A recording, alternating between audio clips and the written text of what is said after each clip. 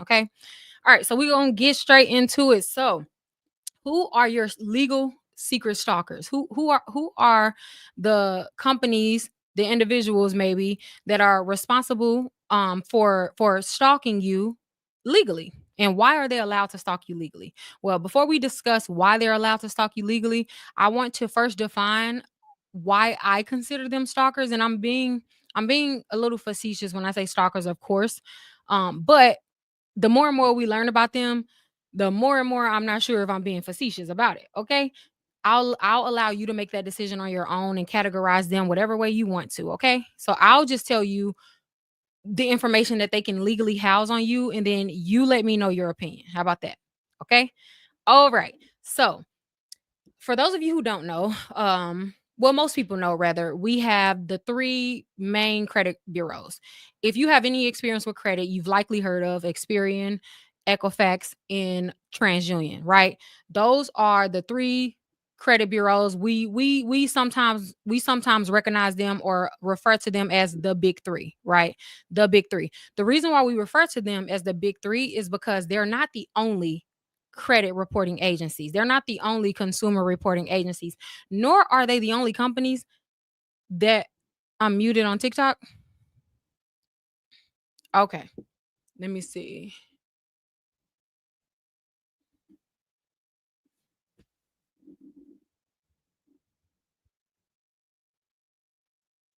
Can y'all hear me now on TikTok?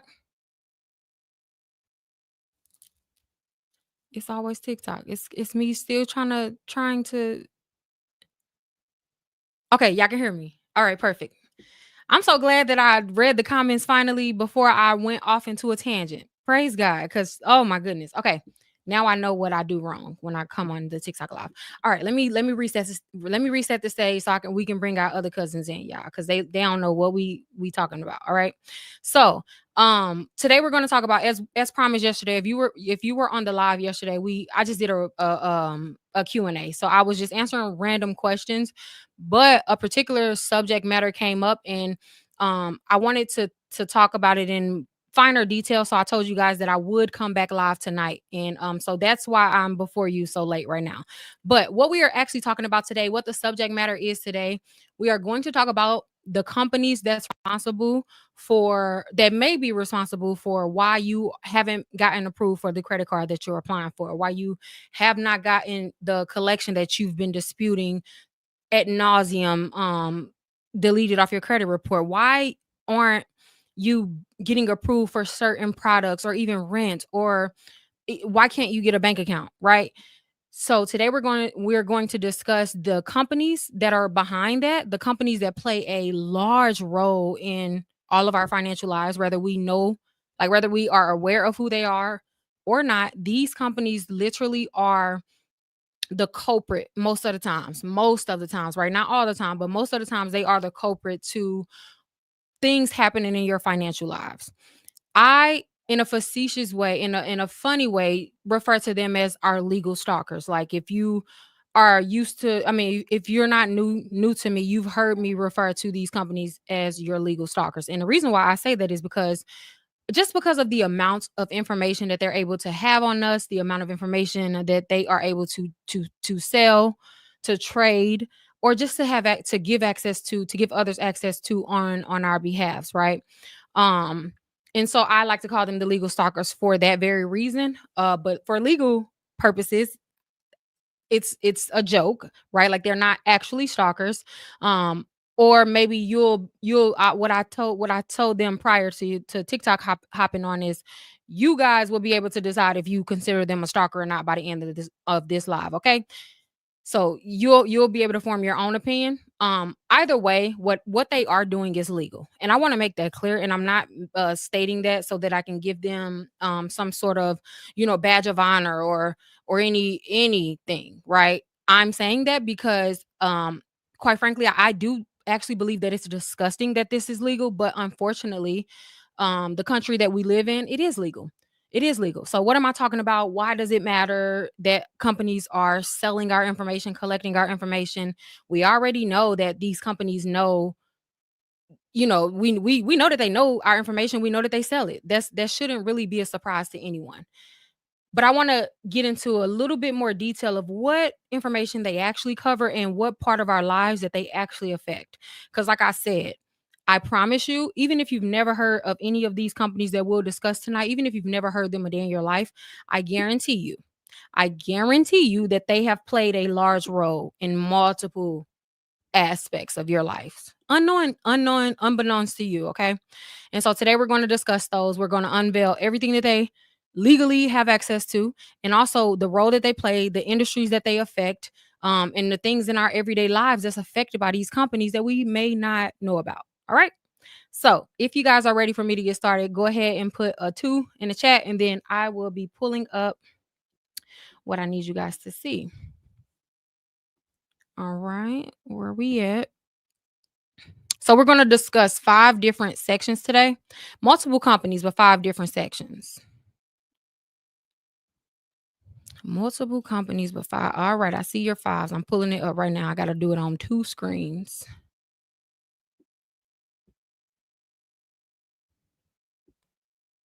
All right, how do I share this to TikTok? Oh, up here.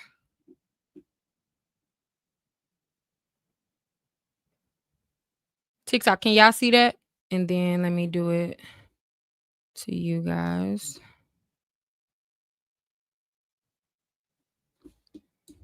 IG, can y'all see that? If y'all can see the handout that I'm sharing, can you like the video and also press 4? a double whammy just to make sure. Just to make sure before I get to talking. Can everybody see it? Okay, I know YouTube and IG should be able to see it. Can TikTok? Okay, cool. All right. So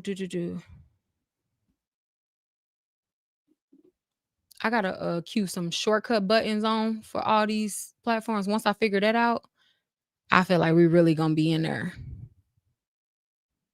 We really gonna be in there. Hold on.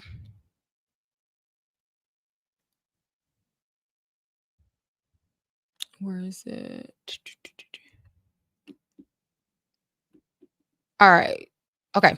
All right. So, there is a full industry of companies that are they make millions and billions of dollars just collecting our information. I know for a fact, just so it's not a surprise to anyone, you guys understand that our information is the most valuable thing to not only our, the government, but like these corporations, right? Like that doesn't come as a surprise to anyone, right? Like you understand that the reason why these social networks and things of that nature are free is because it's the information that's valuable, right? Like if something is free, then you're the product, right? We are the product of Instagram. We're the product of TikTok. We're the product of insert, blank insert name here. These companies, the way that they make money is they sell our information, they sell our behaviors, right? And it cultivates an algorithm, and they sell it to corporations and all of that. That's not new. But specifically, what I wanted to talk about today is how this plays a part in our financial lives and specifically credit. Okay. Now, again, you guys know, everyone know about the big 3: TransUnion, Equifax, and Experian. Those are the 3 credit reporting agencies, and their sole job is to collect information on consumers' behalf, cultivate a credit report, and report how that account is updating. Like, so if we have credit cards, if we have loans and things of that nature, TransUnion, or I'm just gonna say the big 3, and that stands for TransUnion, Equifax, and Experian. The big three's job is just to report the information that our creditor sends to them. Okay. So they're literally a reporting agency. That's it. That's all. It's not their job to ensure really that the information is accurate to a certain extent, but their information is to report what they are being sent. Okay. And then if we have a dispute, if we are disagreeing with the information that they are reporting, then we have a right to challenge that information. But the credit bureaus are not making the decision on if the information is accurate or not. They literally are just a middleman, and they'll contact the original creditor and say, hey, Shonda has a dispute for this Capital One account. She is stating this. She is stating the balance is wrong. So send me, proof of the balance, right? And Capital One would send that to the credit bureaus, and then That's how a dispute is decided when it comes to the credit bureaus in terms of the role that they play, right? Like they literally just report. Okay.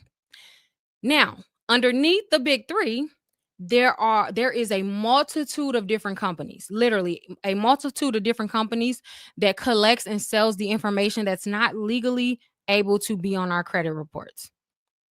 That's not legally able to be on our credit reports. And they're able to exist in the background because number one, it helps their bottom dollar. Like the more we don't know about these companies, the more that they're able to expand the information that they have, collect misinformation on our behalf without us knowing, without us understanding that we can challenge them. And so they're able to literally just, the more information that they collect, the more profitable that credit file is, or that consumer's file is. So let's just get started on what they collect. All right. So these invisible stalkers that I'm referring to, that's under the credit bureaus, they collect your rental history. So if you've had any evictions, if you've had any bouts with your any leasing or rental agencies, whether that was you paying late on rent, you leaving the place, the apartment damaged when you left, you having disagreements with neighbors and you're getting noise complaints called on you. There are companies that's literally collecting that information, right? And what happens is, let's say you are renting a new apartment, you apply for a new apartment. Your new leasing agent, not only are they going to pull your credit report to see how you're doing financially, but also in addition to your credit report, they pull these third party reports so that they can form a wider view of who you are as a consumer in total, not just your credit report, right? Like, yeah, you got a 700 credit score, you qualify for the apartment, but what else is going on? Do you have any past evictions? And not only that, maybe you don't have a past evictions, but what type of tenant are you? What are your previous landlords or leasing agents reporting about you? Did you leave the carpet damaged? Do we have to worry about you getting noise complaints?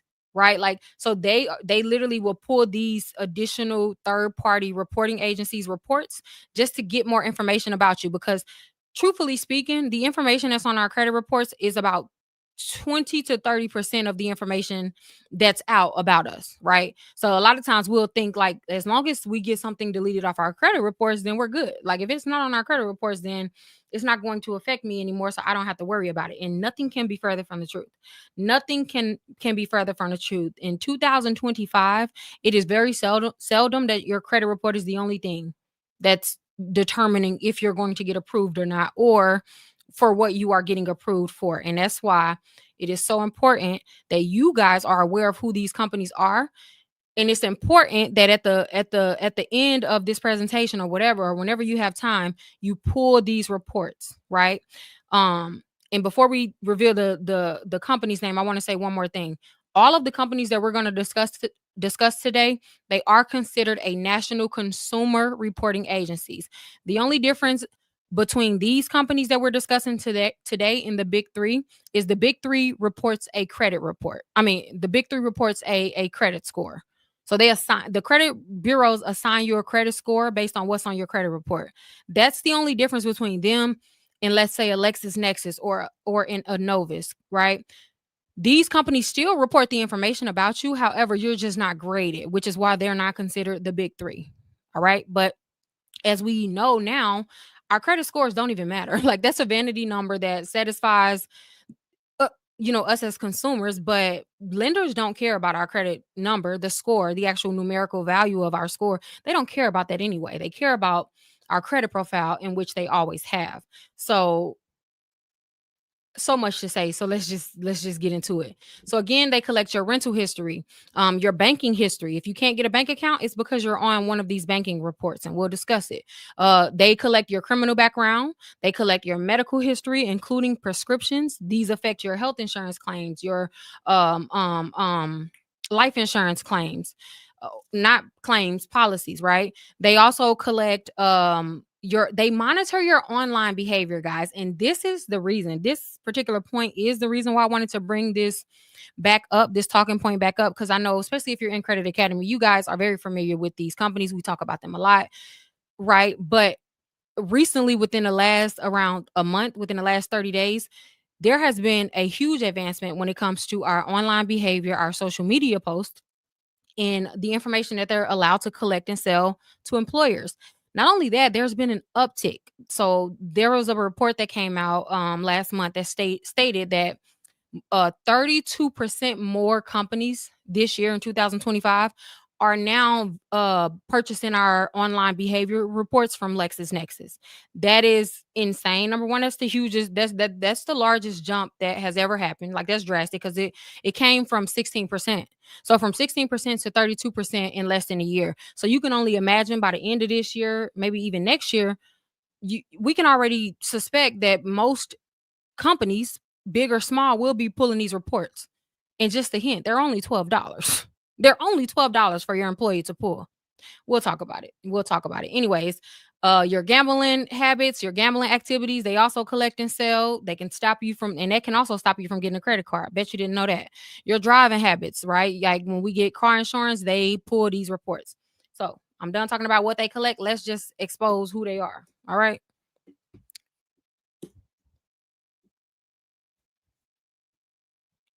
All right. Hold on. I gotta, yeah, I know I gotta do two different screens at the same time.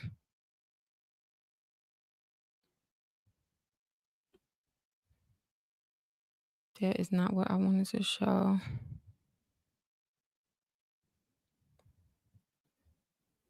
I can't wait till I set up this stream deck thing.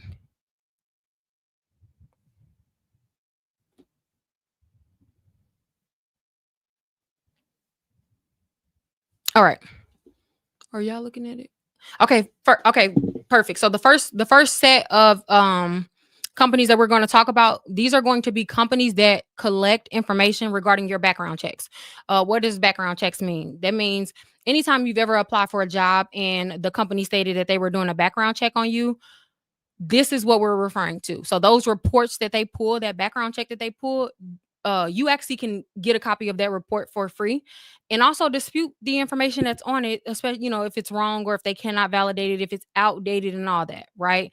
What I believe I mentioned a few minutes ago, actually, I think I stopped, but what the most important part of this whole presentation is, these companies are all governed under the FCRA, right? So that means, and that's the same body of laws that governs the credit reporting agencies, the big three. So what that means is you have a right, we have rights under the FCRA that gives us the ability to a free copy of our reports once a year. So every company that we mentioned today, they have a website and they can't deny you your credit, your report. Okay. So I need you guys to go and request it.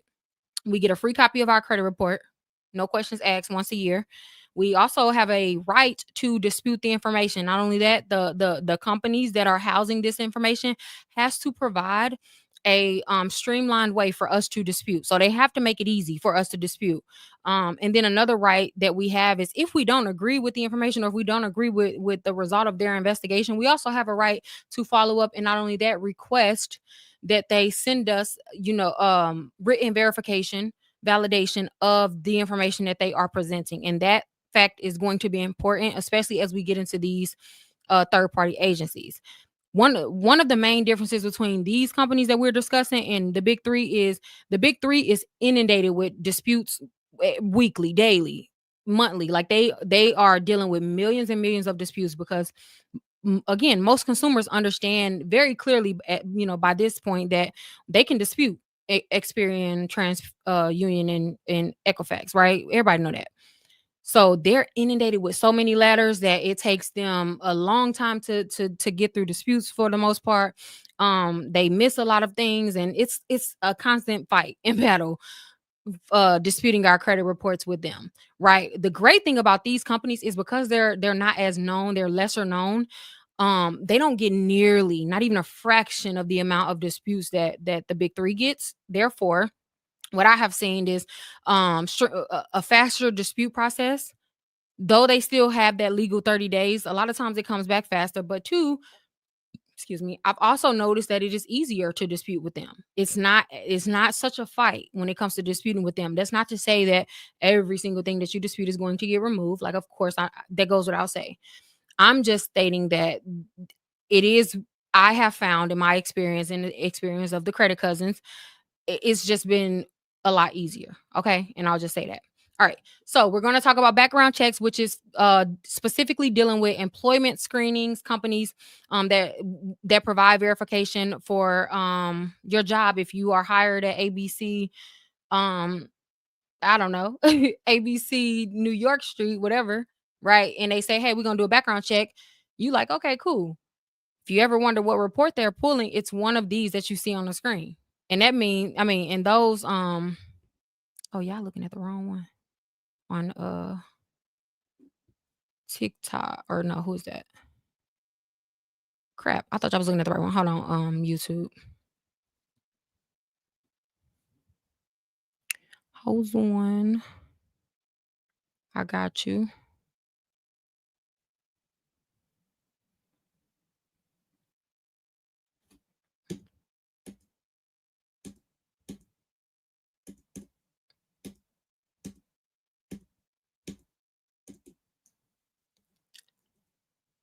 All right. I had to make sure everybody on the same page, child. All right.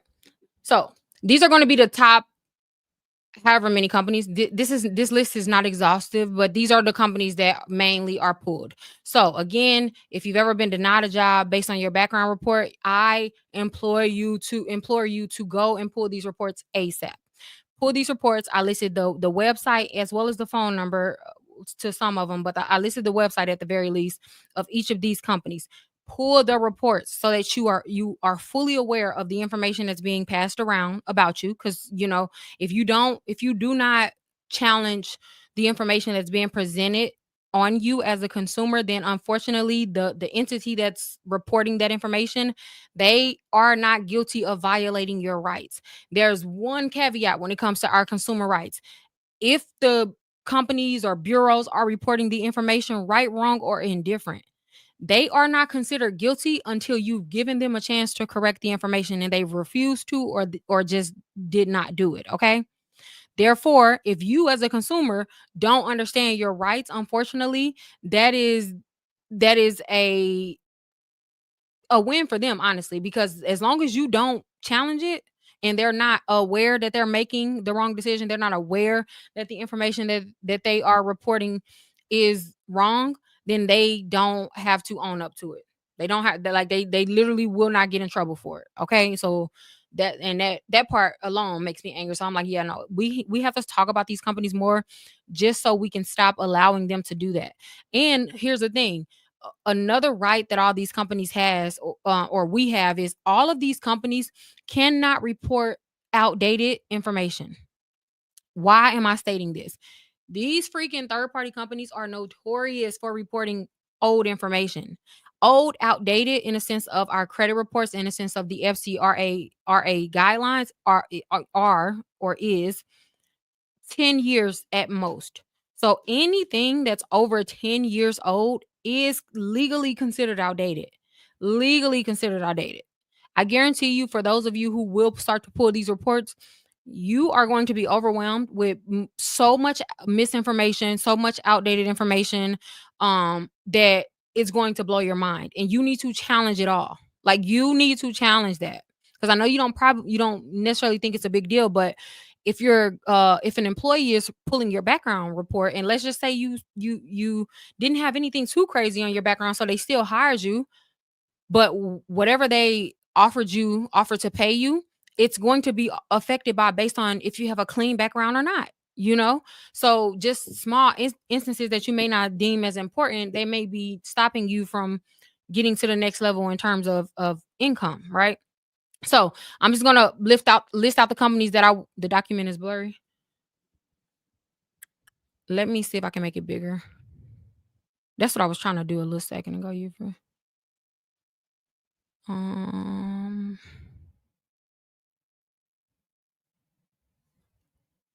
let me try to share it. Hold on.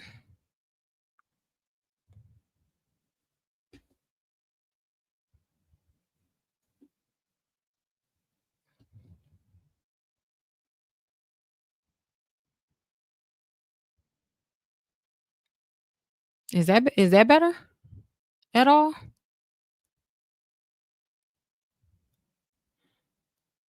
Is that still blurry? I can make it bigger. No, actually.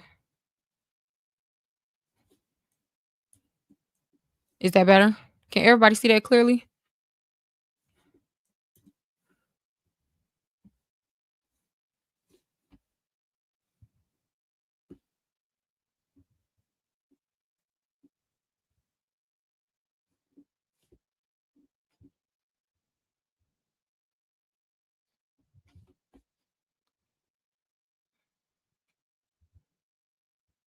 All right, we good?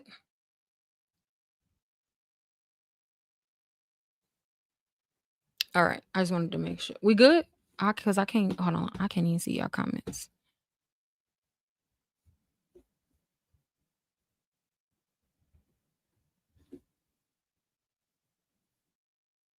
Okay.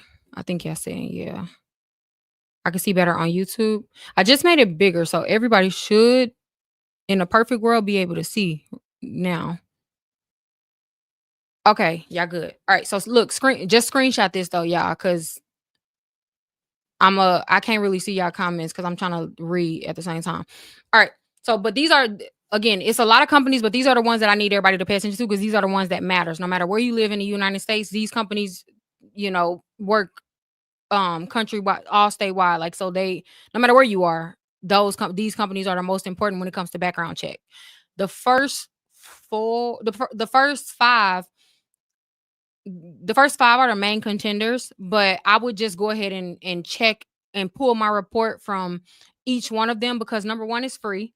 So it's not costing you anything. And it's better to not to know and not have any information that's detrimental to, your background, than, have that information reporting on there and you are unaware.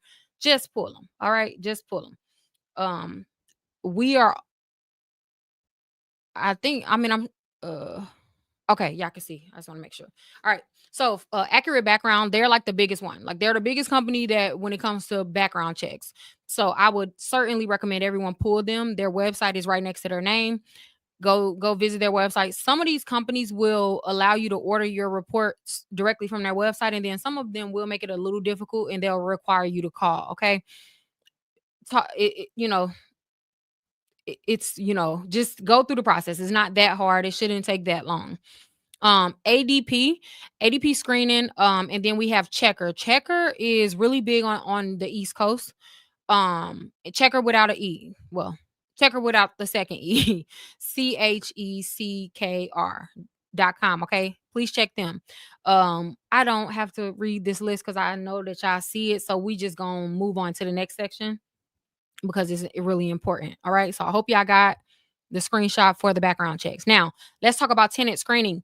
Oh my goodness. This one boils my blood. So listen, let me tell you something. If anyone is in the market for renting, um, now or maybe in the future, or honestly, even if you are trying to buy a house, because uh some leasing agents that are not leasing agents, some lenders that I've been working with, they've actually been pulling a few of these reports in addition to, other things when it comes to lending out money for mortgage applications. Okay. So when it comes to tenant screening, this doesn't mean that if you have never filed eviction that you're good. Like you have never filed eviction, so you shouldn't have an issue and you should not be on either of these reports. If that is your frame of thinking, then I want you to understand that that is not correct. That is not how these reports work. This is not you're thinking in terms of how the credit bureaus report information, which in the industry we like to kind of refer to it as like the credit bureaus report the big information, right? Like the big changes and happenings in your life. These companies, they report all of the rest of the information. They plug in all the rest of the dots when it comes to who you are as a renter. And it ain't just about getting evicted. Like you don't have to get evicted to be in these reports. Okay. So let me tell you who needs to pull these reports. If you are actively or in the future will be renting private or from a national recognized leasing company, or if you're purchasing a home, but also specifically if you have ever rented in the past. That why is that important? Because again, even if you didn't get evicted, if you got a write up or something, maybe a noise complaint, maybe your car got towed or continued to get towed at the facility. Um, it's so many things that I have seen on these reports that I struggle to even think of an entire list. Like it is so much that so much other than just your rent. One of the things that I've noticed that really makes a difference when it comes to getting approved for another apartment and you have one of these reports is, and if you've ever rented, I'm sure you understand what I'm talking about because I don't know the official name for it, so I'm gonna explain it, okay? If I have any leasing agents, please tell me the word for it. You know how when you're about to get evicted, right? And you don't they haven't went through the process yet, you haven't went to court yet, but they put the eviction notice on your door and they tell you essentially like, we will file this with the state, I guess, Friday. So you have until Friday to make right on a payment, or you will be in eviction. So you haven't gotten evicted yet. You've just gotten that notice, whatever that notice is called, whatever that's called. I see those so often on these reports. And what's sucky about it is, even if let's just say you saved yourself from being evicted, like you never got evicted, you paid by Friday, and then you place yourself back in good standing. These reports routinely will report that as an eviction. So meanwhile, you didn't got yourself out the hole. You didn't pay your rent, thinking that you're good. You saved yourself from an eviction. You turn around and not even realize that the next apartment is not approving you because they're believing that you had an eviction, right? So that's a classic example of misinformation that these reports or reporting agencies will report, and you wouldn't have never known because you most likely haven't even heard of these companies. Like, like they're not widely known, they're not publicly, broadcasting or advertising their services. Like, no, they exist very comfortably in the shadows because that's their bread and butter. But let me tell you, these top three, really top four, I need y'all to get all of them, but just in dramatic essence, CIC, CIC, which is the first one on the list, they are the ones, number one, that I continually see the scenario that I just explained on there. But in addition to that, they will report dang near anything. Like, I'm not even joking. I'm talking down to uh I've had clients that has had carpet damage or some issue with a carpet. Maybe they didn't. I explicitly remember I had one client who moved out of place, didn't clean her carpet, didn't get it cleaned professionally. I think she rented like a rug doctor or something. She cleaned her own carpet, but she didn't turn a receipt. She didn't turn in a receipt of a professional carpet cleaner. She didn't turn in a receipt. And because of that, and although her carpet was clean, like she lived alone, she didn't have children, her carpet was clean, she just did it herself. But simply because she did not turn in that receipt, they notated it in the system essentially that she had left the carpet damaged.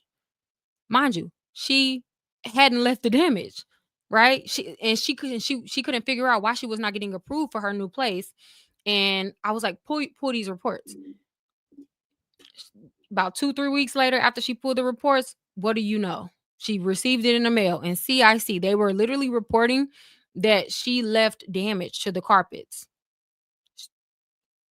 She eventually got it removed and everything was okay. But I'm just saying, like, she would have never known that, that was affecting her from getting a house. Or even I see it a lot of times affecting deposits, right? Like, even a lot of people, they'll have good credit, they'll have the credit score to qualify for the apartment, and they'll have a good credit score or something like that, and they should not have to pay a not a deposit, like the double deposit, right?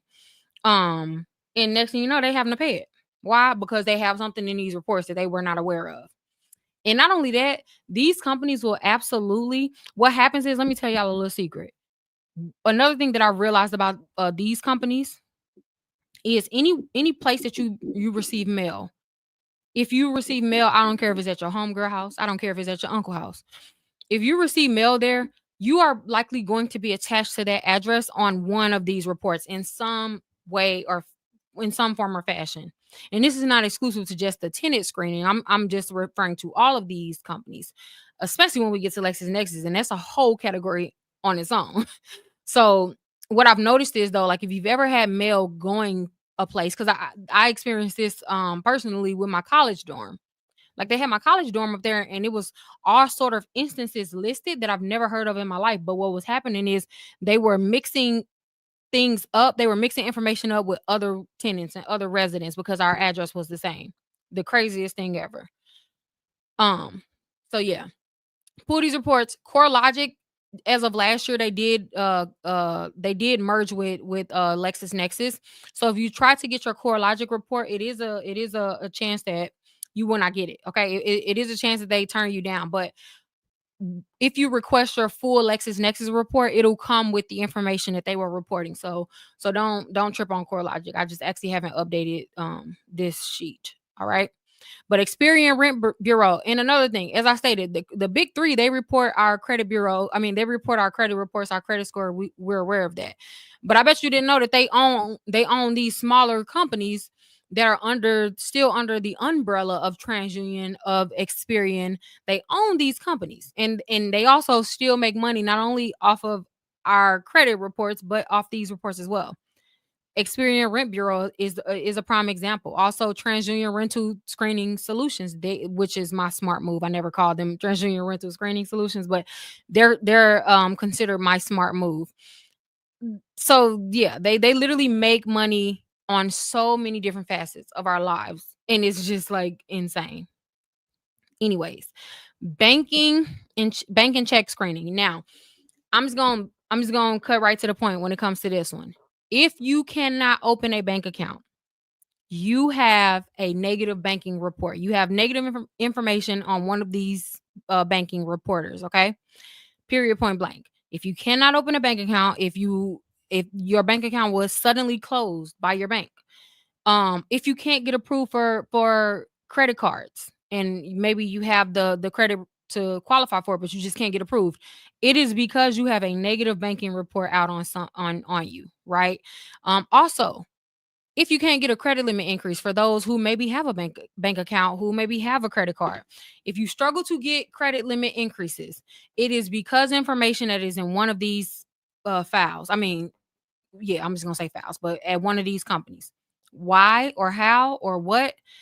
Simply because these companies they are known as what I consider banking reports, right? So these companies literally go around and they purchase banking records from all banks, essentially all banks. It's about 99%. So for legal reasons, and I'm gonna be real, I'm gonna be real careful with how I speak today, because I have gotten in. I've had to spend a lot of money defending myself against one of these companies that we're going to talk about today, simply because, in our banter, in my online banter, make jokes and say certain things that's not like, oh, they're stalking you, or something like that, and they take it real personal because I'm not lying. You know what I'm saying? So I'm going to try to be serious, especially when we talk about Lexus Nexus. Okay. So, anyways, what was I about to say? Oh yeah. So these companies, they purchase banking records from your banks. By the way, when you sign up for a bank account, when you sign up for a credit card, within the terms and conditions that we all just be like, okay, I agree, I agree, I agree. Within those, you are giving them the right to sell your information. Just so we're clear. So again, what they're doing is fucked up, but it's legal. Unfortunately, it's legal. Um, but these ones are so important, especially when it comes to your credit report. Oh my goodness, these ones are so important, especially when it comes to credit, because not only do they collect anytime that your bank account has been flagged as fraud, or maybe your bank suspects even that there is some sort of fraud going on. They will alert these companies, and they'll sell that information. Anytime your account goes negative, if you overdraft your account, whether that is you overdrafting it, maybe a automatic charge caused it to overdraft, or let me tell you, or rather you take and I always the name is escaping me. I always forget what it's called, but Navy Federal has, like, I think it's oops, maybe, I don't know, the overdraft protection thing. So some banks will offer a overdraft protection where they'll allow you to borrow like $500 or $300, and it basically takes your checking account into the negative, and you pay that money back. Like, yeah, I think it's called oops. Okay, it is. Yeah, it is called oops. So anyways, whenever that happens, that information is reported to these to ignore my dog. That information is reported to these companies, okay? And it's listed in there. So what happens is when you do, let's say, a credit card application, you're applying for an American Express.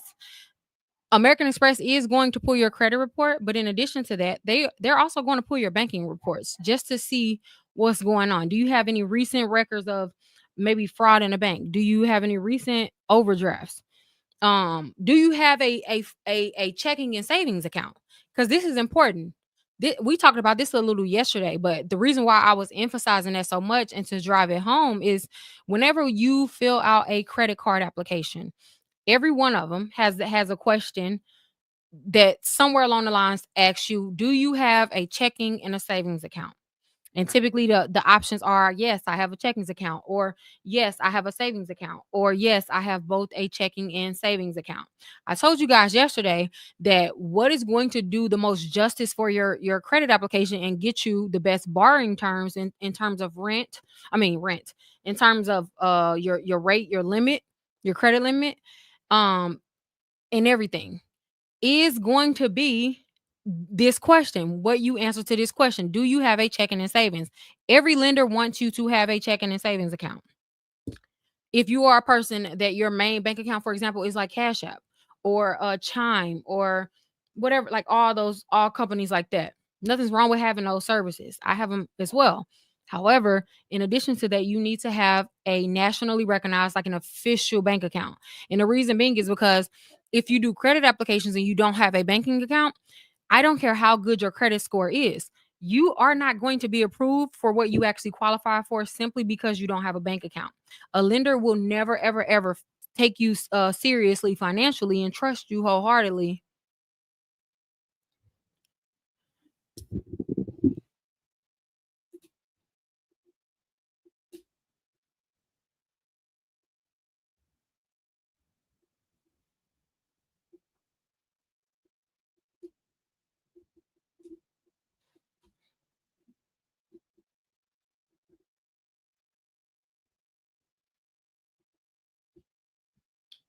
Is that?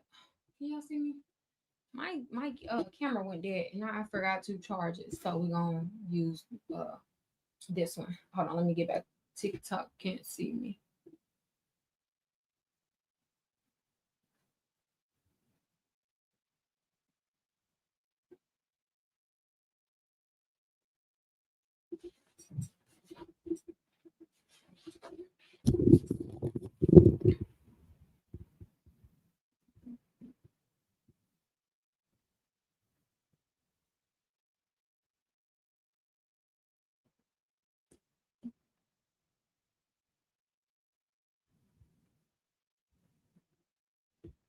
All right, let's see. Is everybody good?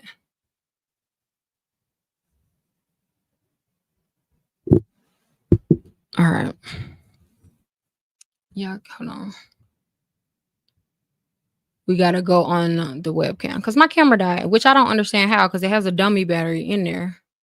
But whatever, we're gonna keep on trucking. Can y'all see? Can y'all still see the screen on me?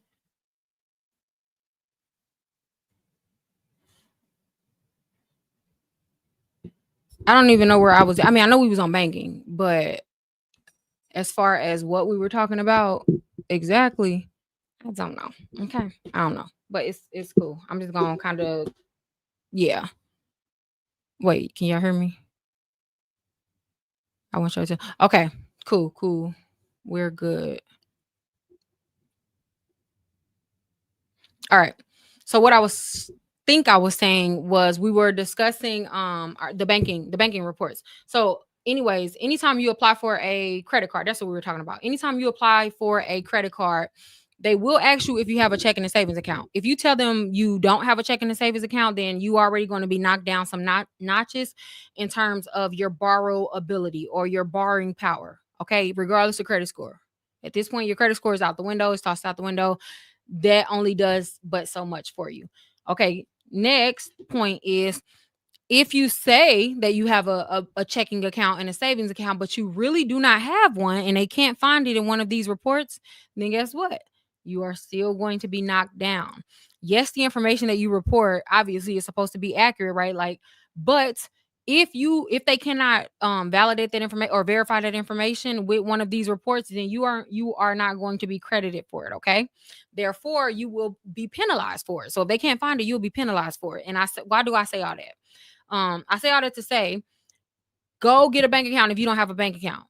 If you can't get a bank account, then you are responsible for cleaning those reports. Okay. I am not going to waste none of our time asking you, or, being concerned with why you may be, why you can't get a bank account. None of that, because it's none of our business. However, it is your business. It is your responsibility, rather, to fix that situation. It's not the end of the world. Yes, you can challenge those records. How do you challenge those? If we have enough time after we're done going through this list, I'll show you an example of letters that you can send. Super easy. You can also, anyways, let me keep going. So, but I implore all of you. I don't care. Oh, I don't care if you've never went, negative. Go get these reports because I guarantee you it's affecting your credit limits, especially if you have American Express cards, especially if you have Chase cards, especially if you have City cards. The any top contender when it comes to credit cards, you have to know they're pulling these reports. Like it or not, they are pulling these reports, okay? They're pulling these reports. If you can't count on nothing, you can count on them pulling these reports, okay? You can count on them pulling these reports. So, oh, hold on. I don't know why on TikTok it doesn't. All right, I think that's better. All right. Officially officially a homeowner as of today. Congrats. Congrats. Yeah, I know, Judy. I seen that, child. I am getting to understand how to use these complicated systems. Okay. All right, so anyways, y'all, please go get these accounts, because yes, they are affecting your credit limits. They are affecting you being approved for any financial product. Oh, by the way, anytime you open a bank account, it's listed in these reports. Anytime you close a bank account, it's listed in these reports. They are literally tracking your every move when it comes to how you deal with your bank account. Oh my goodness, another important thing. Sorry, it's all coming to me now. Another important thing, y'all, that I need y'all to be aware of. Um self-employers, entrepreneurs. If you are self-employed, entrepreneurs, this is something that I see so often, especially when I'm in a process with someone and they're purchasing a home. We run into this so often, the ones that are entrepreneurs. One of our biggest caveats when it comes to being a small business owner is how we appear in black and white. It's usually not favorable because we're usually unaware. Even when we do make the money, even when we do have the capital to get whatever we are applying for, but because it's not, um, the paperwork is not right, because then we get denied routinely for so much stuff. Why am I saying all of this? Because if you are self-employed, and if, let's say, you're a service worker where you deal in cash, you get paid every day. um so you don't have a 2 week paycheck, and it's not always predictable. I know that most people understands that they need to be depositing some sort of proof of revenue, proof of income inside of a bank account. Most small business owners are aware of that, and I love that for you. Another thing that I need you guys to start doing, if you ever want to again be taken seriously as an entrepreneur, I don't care how new you are, because ignorance of the law is no excuse. They will deny you, and it's not going to matter to them, okay? But it does matter to me. So I really want to stress this point. Small business owners, start setting a routine deposit. I don't care if you get paid every day. Stop depositing your stop cashing out or depositing your earnings daily. I understand that most people would look at that, or hear that and think that that's a good thing, and think that a bank wants to see your daily income, and that should look good on you, because if you're making money every day, then they should be happy about that. Well, let me tell you, it actually puts you in a position where you are going to be building a standard that maybe at some point you're not going to be able to maintain. And because you've built that standard and are no longer able to keep that standard, you now look bad. And for the next 2 to 3 years, it's going to affect every application that you do. Why is that? Well, because lenders, though they of course want consumers, they want us to make money, they want us to have income so we can pay them back. What they care about more is the stability, your financial stability. You know what screams, you know what doesn't, you know what makes you look riskier to a lender? If you have daily deposit. That's such a rookie mistake. It's a rookie mistake. So what I would suggest that you do, if you're trying to buy a house specifically, um because we know seasons, there are ebbs and flows. Like maybe back, if you're a hairdresser, maybe during back to school time, or in certain times of the year, and in the summer, your clientele is booming. You're doing however many heads a day, you're making all this money. Whatever, right? But what happens when you have your off season and you are no longer able to deposit $1,000 a day in your bank account, right? What that is going to look like to a lender is that they can't predict your income. That's a reason why 9 to 5 workers versus a entrepreneur versus a self-employed person. There's a reason why most of the time a lender will approve the 9 to 5 worker over the person that's self-employed, even though the person that's self-employed may very well make more money. Why? Because the difference is the 9 to 5 worker, they can predict their income. They get paid every 2 weeks. They see the deposits in their bank account every 2 weeks, and they can count on it. They can count on it, right? They've been working for that company for X amount of years, so the chances of this person being let go or getting fired is slim. We don't have to worry about that. Therefore, this consumer, it doesn't appear as risky, right? But when we have a self-employed person, you can have an amazing year this year, and then next year it's dry, right? And because of that, and because your income is not predictable, the least predictability that you have in your income, the more risky you appear to lenders. The more risky you appear to lenders, your risk score increases and your credit limits decrease. Your borrowing power decreases. Okay. Your interest rate, the interest rate that you're approved for, is going to increase. Okay. So, how do you appear stable if you are self-employed? I mean, if you are self-employed and maybe you don't have an accountant.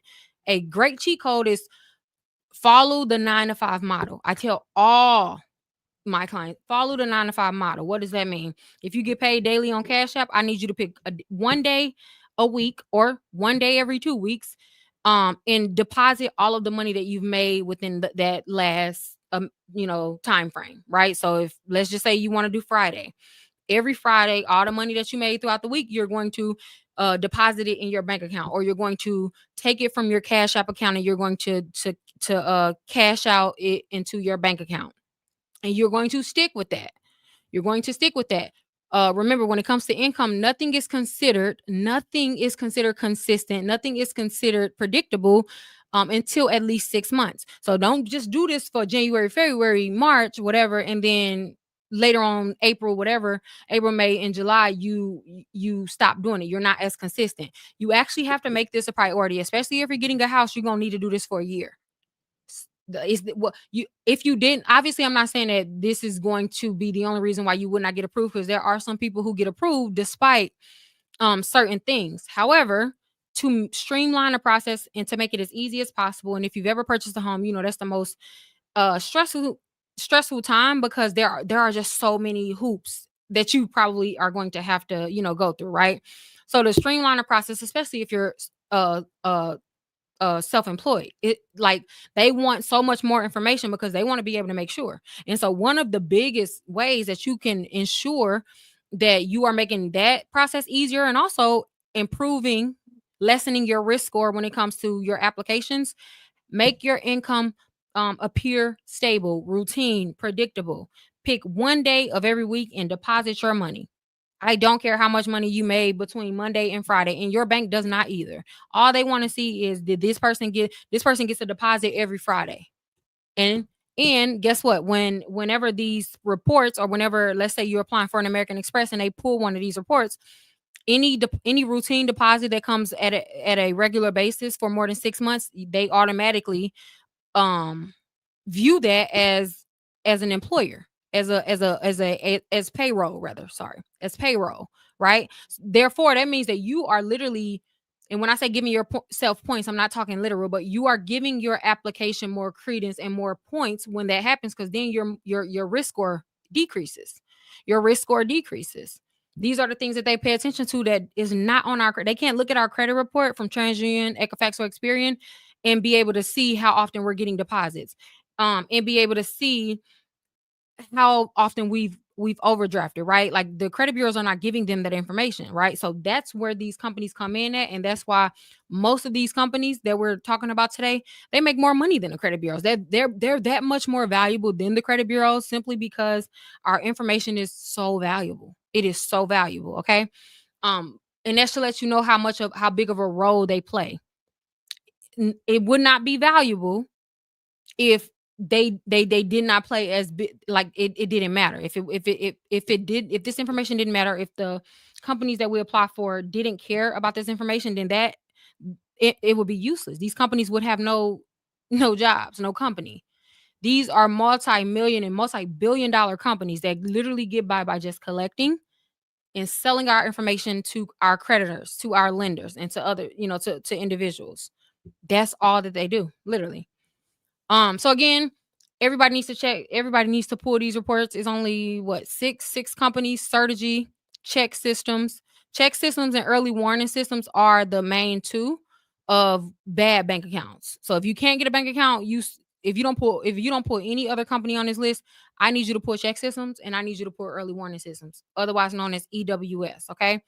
Um if you can't cash a check, like at a grocery store or Walmart, or like, I don't know if people still cash checks, but um I believe they still offer the ability to cash a check. So if you have ever been denied for cashing a check, it's because you have a negative report in Telecheck. So they're not as relevant as they once were, because obviously we don't cash checks as often as we used to. However, pull that if you have ever been denied for cashing a check or anything, okay? Okay. Then then we're going to talk about personal property. So, personal property, these companies that's under personal property are companies that affect um in, car insurance policies, home insurance policies, and personal properties. Personal property, okay? And so anyone who has car insurance, home insurance, renters insurance, if you have any insurance, even life insurance, then you need to pull these reports. Anytime you call and get car insurance, they will tell you that they're going to pull your credit report, which is true.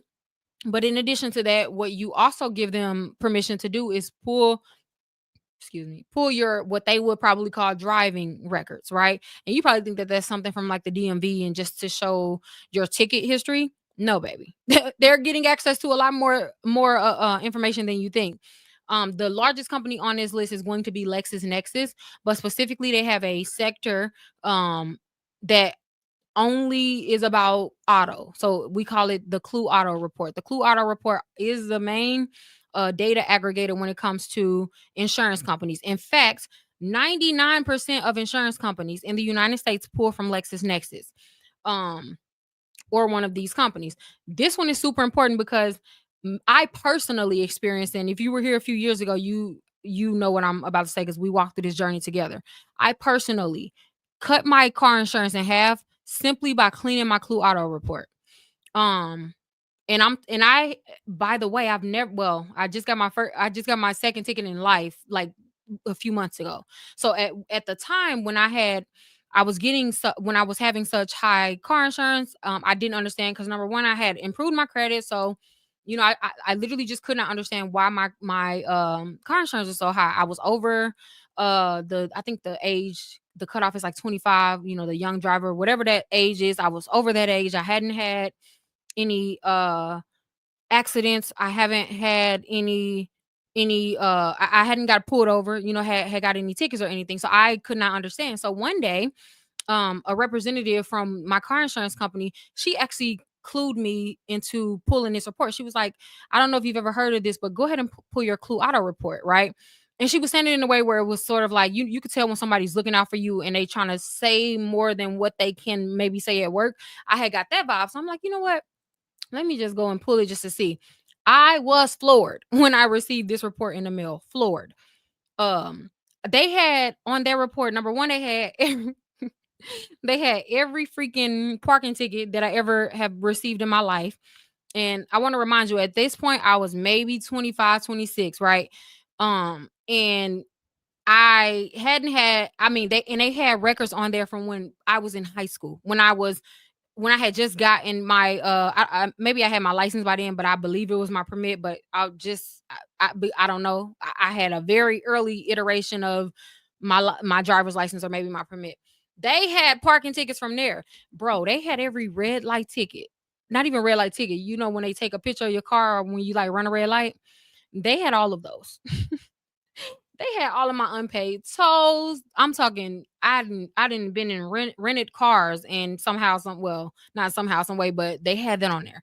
But mainly speaking, and what I believe was the culprit of why my insurance was so high was I had gotten in an accident with my sister in high school, right? She was the driver. Like I'm a child at this point. I believe maybe I was 18, but the point is I was a child, and number one, I was in the passenger seat. I was not driving. It was not my car, nothing. They had that reporting on my Clue Auto report as an accident. So it basically was reporting like I had gotten in an accident and that was causing my car insurance to increase. Um Yeah, that was causing my car insurance to increase. So I challenged all of that. I cleaned up my Clue Auto report. My car insurance um was split in half. I'm not even joking. I think it originally was like 300. So, I look back at how much I was paying for the car that turned out to not be worth anything, and I like cringe. But I believe I was paying like 300 or so dollars or something in insurance. But after I cleaned up my Clue Auto report, I called them back and I asked them to may I get a second opinion or reconsideration, etc. And they were willing to do it because I, obviously threatened to leave. When they did it, my car insurance went from like three something to like 168. Still, it's not, yeah, but like it literally decreased in half. And so many other like credit cousins have that same testimony where they cleaned their auto report and then they got a reevaluation of their insurance, their car insurance, and it was cheaper. It was cheaper. These reports mean more to your car insurance than your credit report, for sure. Like for sure. For sure. So again, these are going to be Lexus Nexus, but Clue Auto, A plus property, which they are also known as Verix. Verix. And then we have the information exchange and then the driver's history. So just it's what, five? Yeah, five, four companies. Make sure you pull those because they collect and report information on like your home. This also goes for home insurance and also renters insurance and then like personal property. So just pull those reports to see what they have about you. If you don't want to pull all of them, please just make sure you at least pull your Clue Auto report, okay? My mouth is so dry.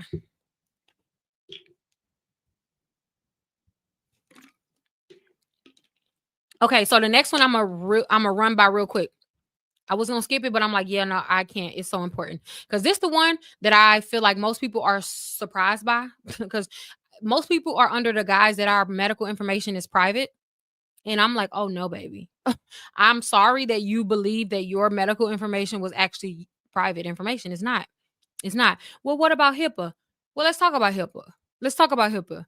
HIPAA certainly is a set of consumer right or a set of laws and statutes that protects the consumers and protect our medical information. Of course, if you work in the medical field, you're very aware of HIPAA and how much they don't play, right? Great. But there is another section of what is considered publicly available medical information that is being sold about you right now and that really makes a difference and determines, I would even say, your rate or your policy when it comes to life insurance and when it comes to health insurance. Why is this important? There are two companies. There are two companies that I wish I can get a billboard and print it out and make everyone aware of these companies, because these companies and more than any other company on this list, these two companies burn a particular hole in me because I just think it's so predatory. Anyways, Millie Man, Millie Man, Millie Man is a company that literally collects our prescription records. So anytime you have ever picked up a prescription from the pharmacy, this company has a record of that. Why is that so important? This one is so important simply because unfortunately, if you've ever gotten evaluated for life insurance or even health insurance, you understand that you can be denied a policy based on some pre-existing conditions, right? Or if you're not outright denied, then your rate substantially increases in terms of how much that your insurance company is willing to pay for you, right? Or not. So because they're not only are they able, but because they utilize these two reports to evaluate how risky we are to cover, what happens is a lot of times, um how how do I say this? What happens is, unfortunately speaking, because of the country that we live in, and because of a lot of us, right? A lot of us, right? We have at some point dealt with maybe Medicaid. Maybe we've dealt with some state funded insurance in some capacity, right? And if we have, then we know that the providers that we are forced to see, they're not always the most caring. They're not always the most diligent in finding the root of the problem. A lot of times they're just trying to bandage over the issue and kind of prescribe us things just to get through the appointment. And I say that because when it comes to Milliman, especially, every time you pick up a prescription, that prescription is assigned to you. Therefore, the symptoms in whatever that prescription is solving, that is also assigned to you. So why does that matter? If you're getting life insurance, if your mom is getting life insurance, and maybe she can't get life insurance because 12 years ago she picked up a prescription that could technically have been for diabetes, but she didn't have diabetes at that moment. The doctor had just prescribed her something because maybe she was having perpetual headaches, or I don't know. There are so many times where a doctor, a provider will prescribe you a medication that's not necessarily being used for what it's approved or treated as, right? Like, that happens so often. Or sometimes they're just trying some stuff out. Maybe the symptoms that you've told them, they don't really know the root issue. So hey, let's just assign you this medicine just to see if it'll help. You'll be on it for a month. You'll be on it for 2 weeks. Come back and we'll reevaluate. Right? Like, that happens all the time. What what's wrong with that is, let's say you picked up medication that was supposed to be for high blood pressure. Let's say you didn't have was supposed to treat high blood pressure, but you were never fully diagnosed with high blood pressure. You 10 years down the line trying to get health insurance or trying to get life insurance, and they're saying, well, because you have high blood pressure, then we cannot approve you for this policy, or we have to attach a 15% premium on top of this policy in order to cover you. And you like, I'm sorry, I don't have high blood pressure. Well, unfortunately, your reports from your doctor is what they typically say. The reports from your doctor seems to state that you do. And if you have an issue with any of that, you need to go speak with your provider. I mean, yeah, you need to go speak with your provider. BS. It like, a lot of times they want to prove treatments for you. This is another big one. A lot of times they won't approve certain codes and treatments for you based on what's in these reports, based on what's in or what's not in these reports. And remember, at the top of the show, I told you guys that they are not legally able to report any outdated information, misinformation, or incomplete information. That is so important because, specifically with these medical reports, most of the things that they're reporting is probably going to be outdated. So anything that's over 10 years, I need you to dispute. Okay, no questions asked. Don't even care if it was Tylenol. I don't care. Delete it, remove it. They're not legally able to house that information about you. The less information they have on you, the better. Okay. Challenge it. Okay, cool.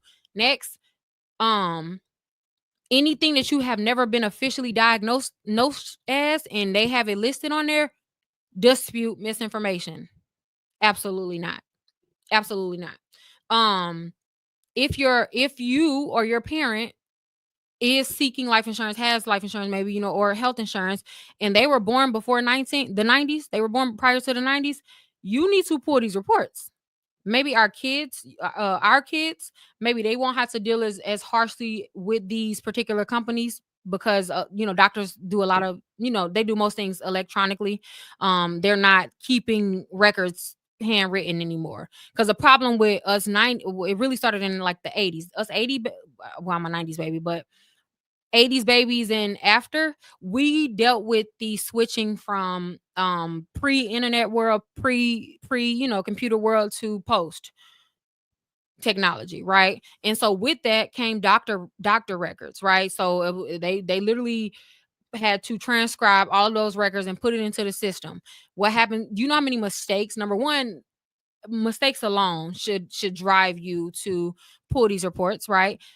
That added on top of the quality of providers that a lot of us are forced to have to go through, the lack of care they probably even had with our files and the information that they're presenting. We need to make sure that information is no longer affecting us, guys. I cannot stress this enough, especially if you're in a minority community, and especially if you have been on state funded insurance, because I guarantee you, I've never witnessed ever a person pulling these reports and not be surprised by some information in there and not need to request for the removal of some sort of information. I've never seen it. Why? Because these companies, that's an opinionated statement. I'm just gonna keep that last line to myself. Please just go freaking check it, y'all. Especially if you don't do it for you. Like I said, if you don't do it for you, I need you to do it for your parents. Like, real talk. If you don't go pull mama's report, pop out, like, go pull their reports, because these companies are making millions of dollars off them. They're making their lives a lot harder. Go pull their reports. Like, seriously. They don't know how to do it. Go pull their reports and clean it up. Um, okay. We're gonna talk about. Oh, okay. So real quick, this next one.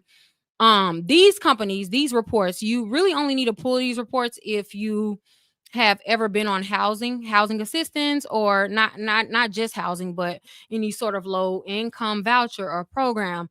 Or if you have a thin credit report, or if you have a thin credit report.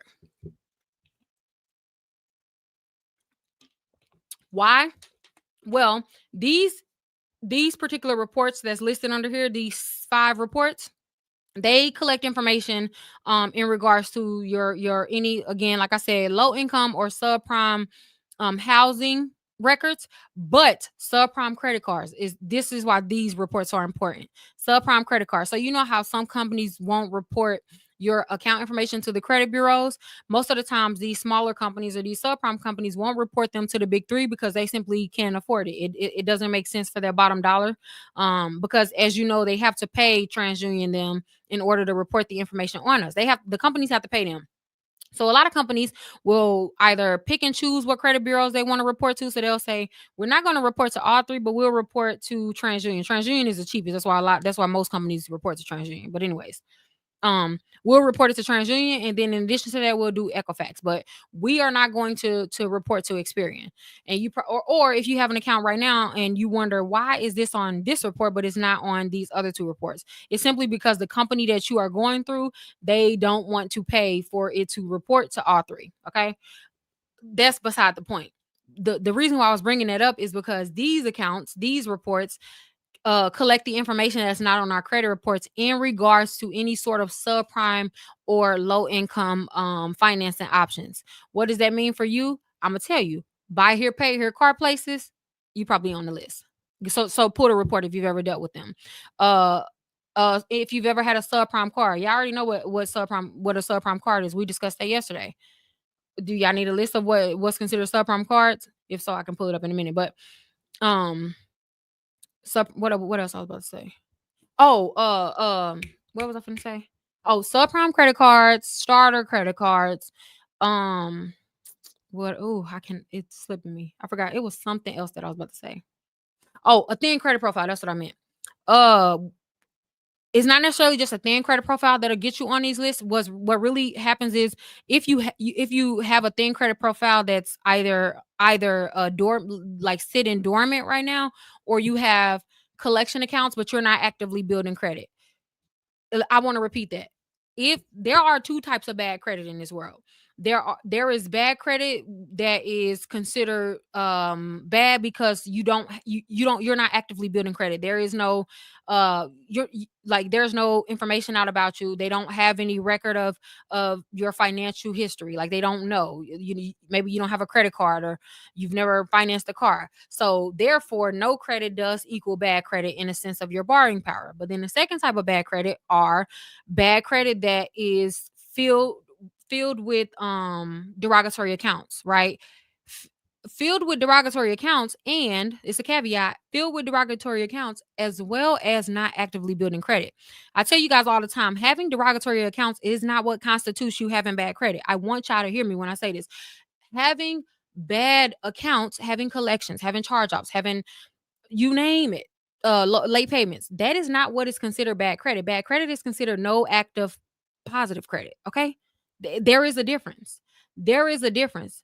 Why? Simply because if you just don't have any credit and never have built credit, then yes, you have bad credit, but it's very easy to go from bad credit to good credit by starting to build credit. However, it's the people who have either experienced some credit and then close all of their accounts, be it bankruptcy or just maybe the company closed it, or maybe you decided to close it, whatever. When that happens, you automatically place yourself on one of these subprime lists. Your credit profile is automatically being deemed, graded, and viewed upon as subprime, guys. This is why I tell you guys all the time, if you do file bankruptcy, before you ask me how to dispute the bankruptcy, ask me what you can do to start building credit. Because why are you trying to dispute the bankruptcy as if they're not going to see all those accounts that's included in bankruptcy?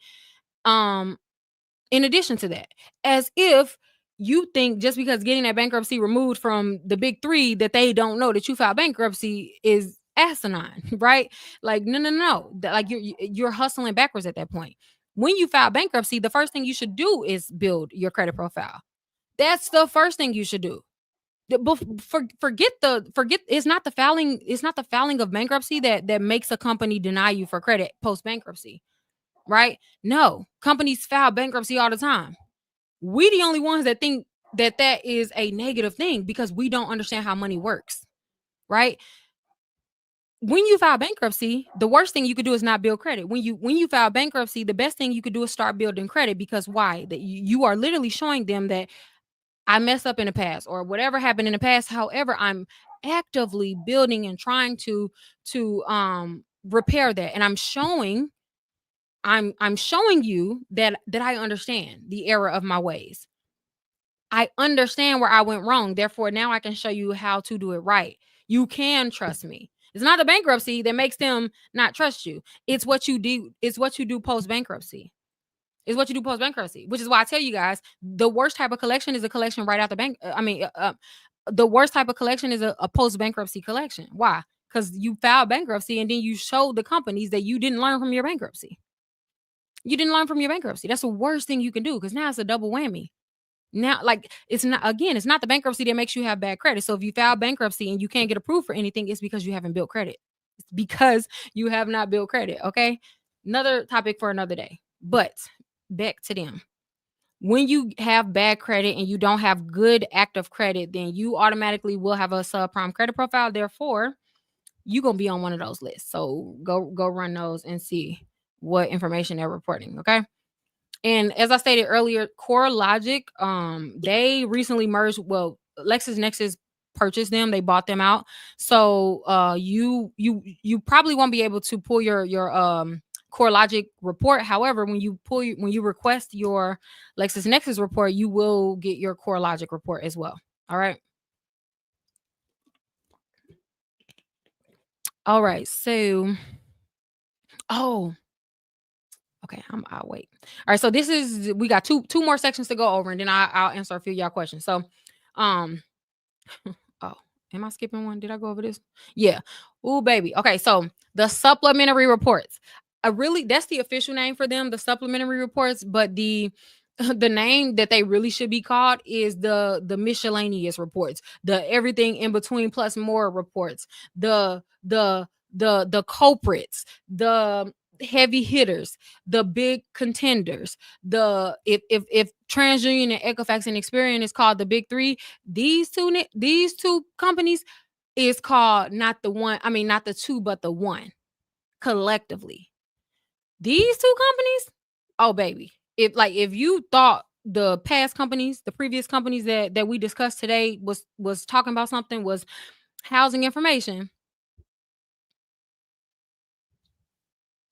you might well take a drag of the cigarette right now.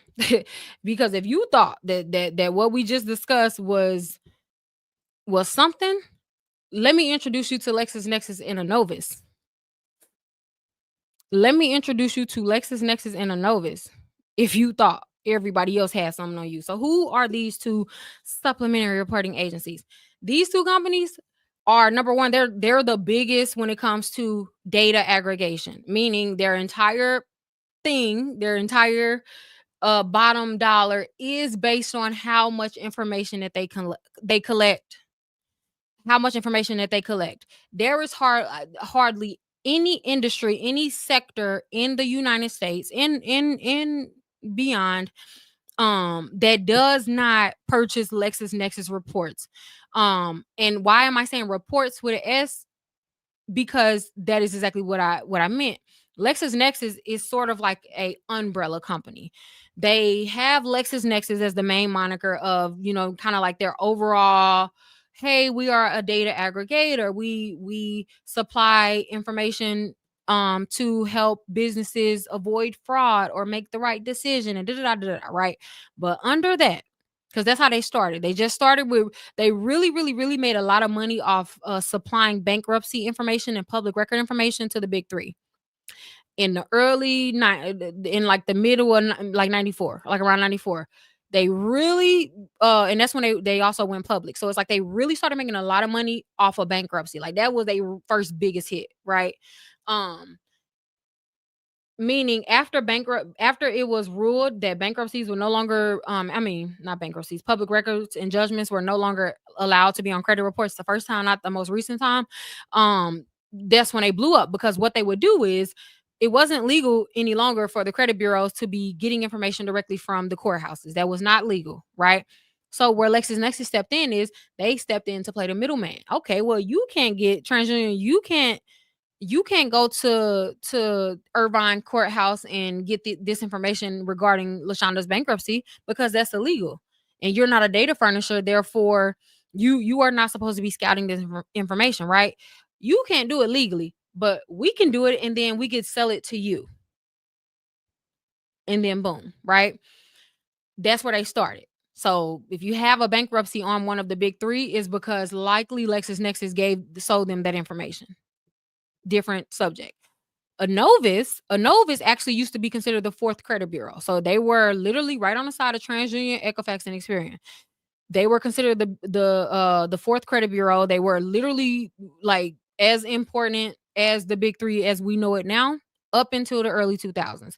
The only difference that separates a novice from the big three is because a novice was not reporting FICO score, like the FICO credit score. They was not reporting that. They were not reporting a credit score, actually. And so that's the only difference, why lenders at that time preferred to purchase credit reports from TransUnion, Equifax, and Experian, is because of they were operating under the modern credit score. Okay. A novice was not. So they reported the information, but they just did not generate a score. And so because of that, and because, yeah, so basically I don't want to go into, but yeah, like because of that, then they kind of became less impactful. But that didn't mean that they went away. Like all of that information that they were collecting at the time, it still was valuable, and they found a market for it. So again, they are literally just as big as the credit bureaus. And in fact, when companies are not reporting to the big three, or not reporting to all of the big three credit bureaus because of their price, most likely, more than likely, rather, they're reporting to a novice. It is very cheap to report to a novice. It's very cheap. So most companies are reporting to them anyway. And I'll tell you right now, addresses, if you let's say you're not able to get a some sort of personal information deleted and removed off your credit report, it's probably because of a can't talk. It's probably because of one of these companies, but mainly a Novus. They're notorious for addresses. They I don't want to get into it because I'll talk about these two companies all freaking day, and I just don't have the energy tonight. But if you don't pull any report that we mentioned today, you have to pull these two. It's actually not. It's not a option. It's not an option. Lexus Nexus is going to you have to ask Lexus Nexus for what's called the full file disclosure, and not don't just say I want to request my consumer report. No, no, no. Because what they'll do is they'll just send you their report, but they won't send you the other 12 reports that they have too, and that they're reporting as well. There is no entity or I don't know the word I'm looking for. It's right on the tip of my tongue. Whatever. There are no why can't I think of this word? What the heck? It's not even a hard word. I don't know. There are no companies in the United States dang near today that does not pull LexisNexis. I'm talking from the police agency, the government purchases LexisNexis report. ICE, ICE. If ICE is looking for you, they're going to utilize LexisNexis in order to find you. Did you know that? Did you know your your collection agencies, your collectors, when before they call you and or how they find you is they get the information from LexisNexis. So if you've ever, maybe had not been contacted from a collection agencies regarding an account, and maybe that account has been on your credit report for like 7 years, 8 years, right? You ain't heard from those people, but then just suddenly out the blue, you start getting phone calls. Have you ever wondered like why, like how the heck you find my new number, or how do you know my address? Maybe you didn't start getting calls, but maybe you just started receiving letters in the mail at a new address, and you wondering like how do this company know where I live. Your collectors literally use LexisNexis to find you. LexisNexis, on average, this is public record. On average, LexisNexis collects over 300 points of data per every consumer. And they proudly, oh my bad, they proudly say this. They proud they proudly say this, y'all. So just to compare the credit bureaus, the big three, on average, they have about 50 points of information. And points of information when it comes to like how our private information is sold is every for example, your first, middle, and last name. Each name would be considered a point, right? So, I mean, each name in terms of like your first, middle, and last will be 1 point. And then maybe you just got married, so then they have your first and new last name. That's another point, if that didn't make sense. So, anyways, the credit bureaus on average has about 50 points of information for all of our credit cards, our loans, da da da da da. On every consumer, on average consumer. LexisNexis alone has, on average, meaning there are people with way more, people with way less. But on average, LexisNexis has over 300 points of information on a consumer by the time they're 21. They have so much information, y'all. I'm trying to see if I was trying to find, hold on, hold on. LexisNexis has so much freaking information that they quite literally know your entire life. They know your entire life. They know every light, every every toll that you've ever passed. They know yeah, I know those little neighborhood markers where they tell you like how fast you're going. A lot of them, if not all, have cameras, right? And so you're or not cameras, or even like a license plate scanner. Every time you pass one of those speeding, going over that the speeding, whatever, LexisNexis is collecting that information. LexisNexis has bought that industry out. LexisNexis, um, oh, you can't. Oh, I thought y'all was looking. Hold on, freak.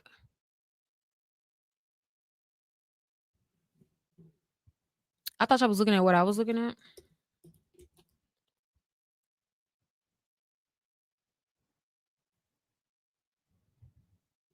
Okay, whatever. let me. So what are y'all looking at? Oh, okay, y'all still on there, so that's fine. That's fine. All right. Anyways, like I was saying, Lexus Nexus has so much information about you. So much, so much, so much. So anyways, any person that's looking for you, looking, they have all of your housing records, all of your professional records, any what was I gonna say? Any certifications that you have. They have that. They had information about my children. They had information about my children. I'm talking. They're obviously under. They're like they had information about what hospital they was born in. They had information about their schools. They had information about. It was so much. Like I wish I would have crossed out my personal information and then showed you guys an example. Lexus, if don't no other company have information on you, Lexus Nexus knows it. I'm talking every industry in this country and beyond will go to Lexus Nexus to find information about you. By the way, let's say specifically for collectors, right? So since we obviously center credit here and talk about finances, let me connect it back to that and why Lexus Nexus is important and something that you may not have realized. Have you ever one of the five things that I'm about to list gotten a random pre-approval letter in the mail from a company like, hey, you've been pre-approved for $500? If that happened to you, then you are who I'm talking to. Let's say you like I said, the example about the collection agencies and maybe not being able to call you or not contacting you for years, and then suddenly on like sending you letters, contacting you, etc. They went through Lexus Nexus. Another example is if you've ever paid off a large amount of debt, right? Whether that is taking your utilization from, I want to say the trigger is typically like around that 30% mark in terms of the a 30% difference. Meaning, if you take your utilization from 80% to 50%, that's called that triggers an alert in the system to Lexus Nexus. And what happens is your collectors, if they're trying to see if you have money, right? So a lot of times, again, you will go years without a collection agency contacting you, but then suddenly they're contacting you, and you wondering like, why the heck are they contacting me? Simply because they probably were triggered. Most likely, they were triggered systematically by Lexus Nexus, meaning, hey, this person has money right now. They just paid off a large amount of debt. If you report a new employer on your credit report, so you filling out a credit application, you put an employer that's not already listed on your credit report, it will immediately alert the system that you have a new employer. So what happens? Your collectors are starting to call you. You're starting to get pre-approval letters in the mail. Um, so yeah, literally they have everything. But specifically, and what I mentioned at the top of the show is they have something called your social media report. Your social media report. And what your social media report is your online activity. Your online activity in a sense of if you have, or if you're on any blog sites leaving comments, if you're on any forums, online forums, whether that's under an anonymous name, an email that's not that you don't use anywhere else, if it's connected to your IP address, they have that record. So if a company wants to pull some information on you, they could pull your online activity report from LexisNexis for $12. $12 and know everything. They'll know every single account that you own, every email account that you own, every social media account that you own, every online forum that you're in, every group that you are included with on Facebook, pictures, obviously, certain things that you put online. They have access to all of that. They have access to all of that. Rather, again, it's not your email that LexisNexis cares about. Like that's such a low level of information. LexisNexis has far surpassed that. They are connected to our internet providers. Our internet providers. So if who I got? AT&T. Do I got? Yeah, AT&T. If AT&T or if I go to a website, AT&T has a record. They keeps a log of that, right? If I'm connected to the Wi-Fi, right? They sell that to LexisNexis. They know everything. I want some cold water, but I don't really have no cold. Hold on, y'all. Yes. Yes. I'm losing my voice, but I hope y'all can still hear me. What was I saying? Oh yeah, they know everything. What I was trying to show y'all is I gotta see how to get y'all two on the same page because I wanted to do a walkthrough, a mini walkthrough through the website so you can see with your own eyes the information that they hold. Because one of the funny things about Lexus, it's not funny, but they have two different websites. They have a website where it is for us consumers, like to order our credit report, and to order our Lexus Nexus report, and just some information that consumers would like to know. But then there's a whole entire other side that I was not aware of until I was certified by FICO. Literally, they have a whole nother website that is for the selling side of their data. So they're literally appealing to collection agencies, to government agencies, and this is like the part where they're bragging. They're telling them, they're selling their service of what all they can do if LexisNexis if that company build forms a partnership with LexisNexis. And it's just so insane how much and how freely they sell our information. Hold on. It is crazy to me. Hold on.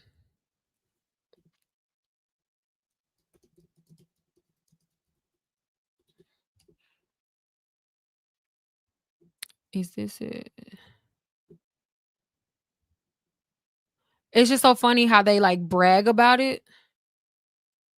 That is like, bro, you're really talking about my information. Ouch.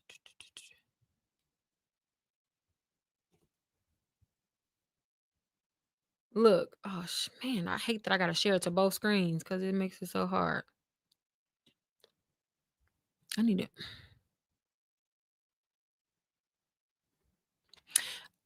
I know I can share it to YouTube easily, and then I'll just verbally walk TikTok through. I think where we at.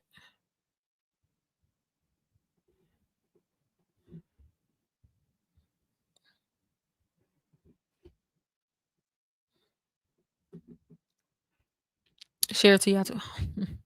Hold on, hold on. I'm trying to. Hold on. So here, this is just an example, right? So this is part of their social media suite, I would say. And what they do is where is that? Where is that? So this is called the social media analytics, right? This is I think $23. And for $23, for $23, we are so cheaply sold, huh? But for $23, they'll get what's called social listening, which is um a report established by LexisNexis that basically listens to our conversations and and interprets what type of person we are based on. Basically, they transcribe and iterate what our true, how do I explain this? So if you're using colloquialism or internet verb, like just how just certain syntaxes that we'll say on the internet, right? Like things that we wouldn't necessarily say in person, right? And it doesn't have an official definition, but like this is what they meant by that, right? LexisNexis does that. If you were watching the Young Thug case, I love watching court cases, so whatever. But if you were watching the Young Thug case, one of the most interesting witnesses that they had, or extras that they had, was the one from LexisNexis. Do me a favor, go back and look at that. Look at that. His time on the stand. He was talking about this, and this is when I realized about this whole social listening thing.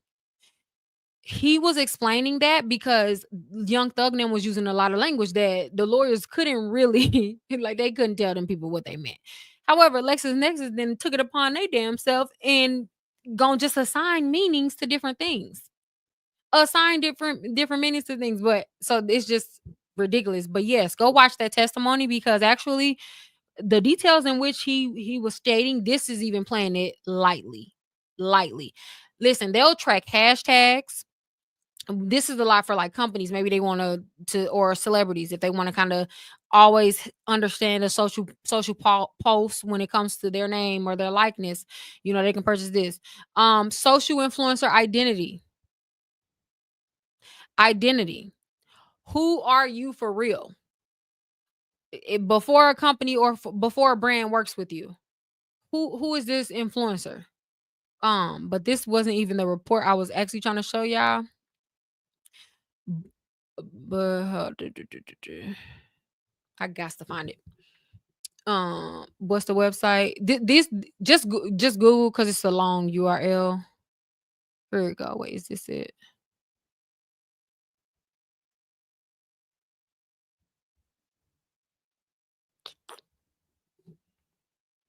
Let me see.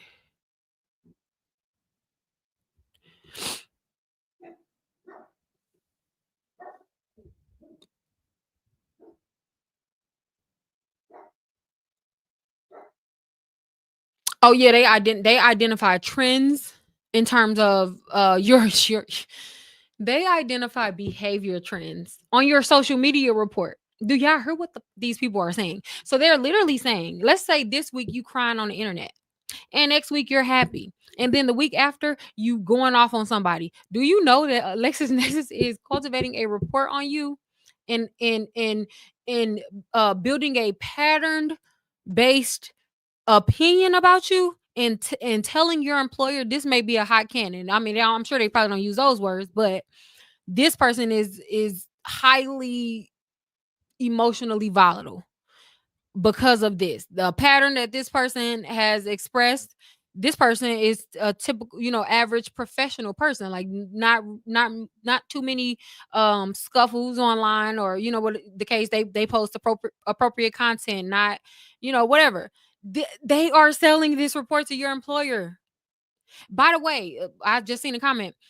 This is why I keep my pages on private, baby. They don't matter. This is not Bob down the street trying to get access to your social. This is Lexus Nexus. Do you, baby? Do your Lexus Nexus don't care about no private page? Do you understand that they're working directly with Instagram? Like, girl, a private page is nothing. It's a reason why the government themselves use Lexus Nexus, and the medical, every industry uses LexisNexis. Why? Because of the amounts of information that they have. Like, there's no company that's collecting more information on you than LexisNexis. I'm telling you that confidently. These LexisNexis is not, they have found a legal loophole to get literally any and all information that they want. Oh, girl. Hell, there was a piece of her. Girl, I thought that was something crawling on me. I thought it was a spider. What was that? It was something else that I was about to show y'all. Okay, we can quit talking about Lexus Nexus, because honestly, we can talk about them all day. Because that what we discussed today is honestly literally just a small piece of the pie when it comes to Lexus Nexus. Like, I just want to be very clear about that, because if you thought that was something, I'm going off just my dome, just my the top of the head. Lexus Nexus report to everything, and they are your legal stalker. They are without a doubt, they are your legal stalker. They know everything about you. Um and every industry in the world will and can consult them regarding who you are, who you're related to, who you used to be associated with, um every address that you have ever been associated with, whether you just received mail there, whether you ordered a pizza and your name was connected to that address. You have paired yourself with that address, so whatever comes up with that address, you are also connected to. Yes. Yes. Yes. So we can get off LexisNexis is insane. What happens if you opt out? Whenever you opt out of LexisNexis, you're opting out of the information being public facing. So they would not be able to sell it to Joe Schmo down the street who's just trying to stalk you if you opt out. They still will be able to sell it to any company who qualifies under the FCRA, which is every other reporting agency, including the credit bureaus, and any company that has a legal reason to seek out that information on your behalf. So background check, employment, any application, basically, you down to your cable bill. We Whenever, again, those terms and conditions, we give them the right to do this, y'all. So yes, it protects it from your neighbor maybe getting access to it, but it doesn't protect it from it still being sold to companies in order to make a decision on your behalf. So opting out is they you they it's like a false sense of security.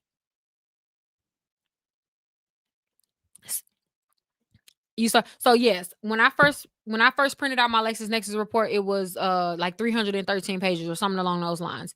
After I cleaned it up, challenged all of the outdated information, because that's another thing. Lexus Nexus will have so much outdated information. So much. Um After I challenged everything and all of that, it was 68 pages. Still a lot. Still a lot of information, but like I cut almost 200 over 250 pages simply based on misinformation or out of date information. But and one more thing before we get off them. So again, when you will request your Lexus Nexus report, you need to request your full file disclosure, because that'll give you access to not only the Lexus Nexus report, but all of the predecessor companies that they've either purchased or merged with, including like your Clue Auto and all of the rest of the reports. Okay. And they have to, any information that they sell and have collected on you, they can't withhold that from you if you request it, due to the FCRA. Okay. So one last thing though. Clue Auto, like I said, they're a part of Lexus Nexus, and they're specifically regarding car insurance and stuff like that, right? Um, there is one thing that will affect your insurance premium a lot, and that's when you have a lapse of coverage, for car insurance. Like anytime you apply for car insurance, they'll ask you, like, have you ever had a lapse of insurance coverage? And typically, like, if it's more than 30 days, they'll tack on a fee, and cause your policy to be higher or something along those lines. What happens is, and how they know that you've had a lapse in coverage, is because when they pull your Clue Auto report, they'll see entries regarding your carrier. So from January to December, she had Progressive, and then we don't have any record from January to March the following year. However, in April, we see that there's a new policy listed for the same car under Allstate, right? So that would mean, because we don't have a reported provider within January to April, in this time frame, we are going to conclude that they just did not have insurance. So this would be considered a lapse. They'll report that to Allstate when you're calling to get a quote, and they'll take that as law. They'll take that as fact. Okay, well, this person was not covered during this time, therefore we're going to give her a higher policy. Why is that important? They got the information from your Clue Auto report. What's important and where it gets technical, and why it's so important to know your consumer rights, because FCRA states that the information that's presented on any of these reports has to be accurate, up to date, and complete, right? LexisNexis works with 99% of companies worldwide. They've proven this in court. They've been sued a bazillion amount of times. Every time someone challenges um the amount of people, basically, or companies that they work with, they always lose, because LexisNexis quite literally does work with 99% of companies. Why does that matter? Well, 99 is not 100%. 99 is not 100%. So as big as you are and as much companies as you work with, you don't work with everyone. Why does that matter? Well, you're stating that you could not find in your database any policy for me between January and April, right? You could not find it because I was not with either of the companies that you're with. However, because you had not checked every single insurance company, you cannot explicitly state without a without a doubt, as a factual piece of information, that I did not have insurance within those 3 months, just because you could not find it. Because you, on record, has claimed that you work with 99% of companies. Why? Because you can't claim you work with 100% of companies, because you don't. But you also cannot claim that you know for a fact that I did not have insurance, just because you did not find it. And remember, the burden of proof is always on the company reporting the information. So you, as a consumer, I need you to challenge every lapse of coverage on your Clue Auto report. You challenge it simply because they cannot state that as a fact and they can't prove it. Not some The FCRA states that accuracy means that it is error free and able to be validated, right? Therefore, if I'm challenging this account and Lexus Nexus is saying, even if, let's just say, even if I did not have insurance between January and April, it is not on me to provide proof that you're wrong. The burden of proof is on you because you are selling and listing this information. It's not my fault. I mean, it's not my problem. So no, I'm not going to do your job for you. But what you're not going to do is claim anything that is not a fact. Get all of those removed. That alone is going to make your car insurance decrease. Yeah. So I did want to mention that, but I had forgot earlier. All right. So last section, and then oh goodness, it's so late. Okay, last section. Uh, and then we'll double back tomorrow. All right. All right, so last section are for utilities. So these are companies, this is one company rather, and they're called NIC2. NIC2 stands for National Consumer Telecom and Utilities Exchange. Why do you need to know about them? Why do you care? Well, if you have any utility bills, then you are in this report. But why it's important is because if you've ever been charged a deposit to get gas on your electric on or like your water services, any utility services at your home, what you may not have realized is legally speaking, because we don't have a choice in order to, in order if we want gas, electric, and water, those are required in order for a space, in order to occupy a space. Then technically speaking, they're not supposed to charge us deposits. But hold on, don't be like, no, I got charged a deposit. What do I do? Let me tell you how they get around that. Because it is not a choice that we can get those accounts, that we can have utilities, they're technically are not supposed to charge us a deposit. They are able to charge us a deposit if they're able to prove that they have that they have a reason to believe that they would not, get their money essentially, right?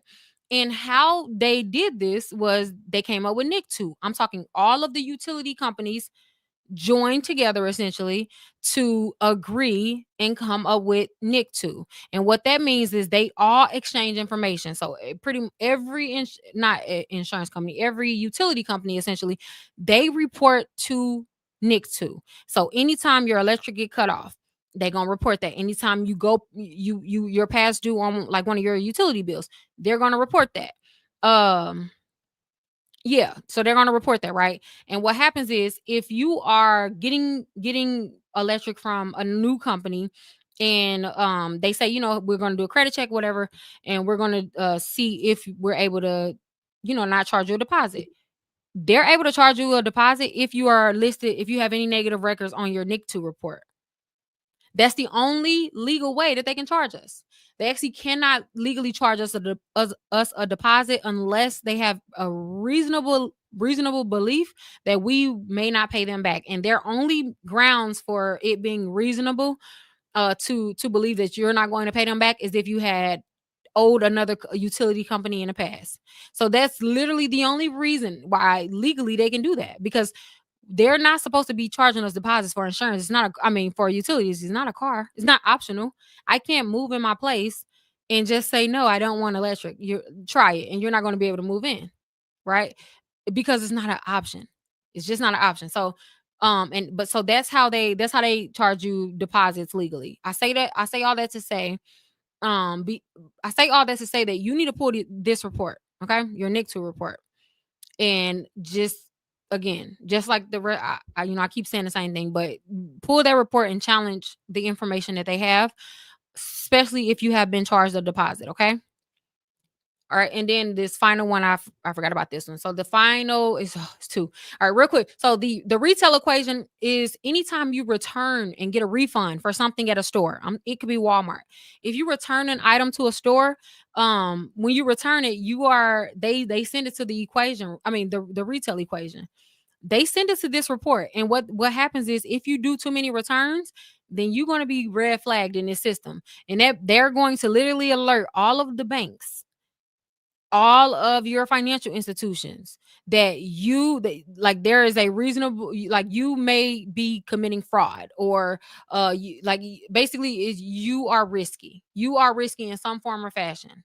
They have every return that you've ever done. Yeah, they had purchases that I made at like Walmart in college, returns that I made at Walmart and in college.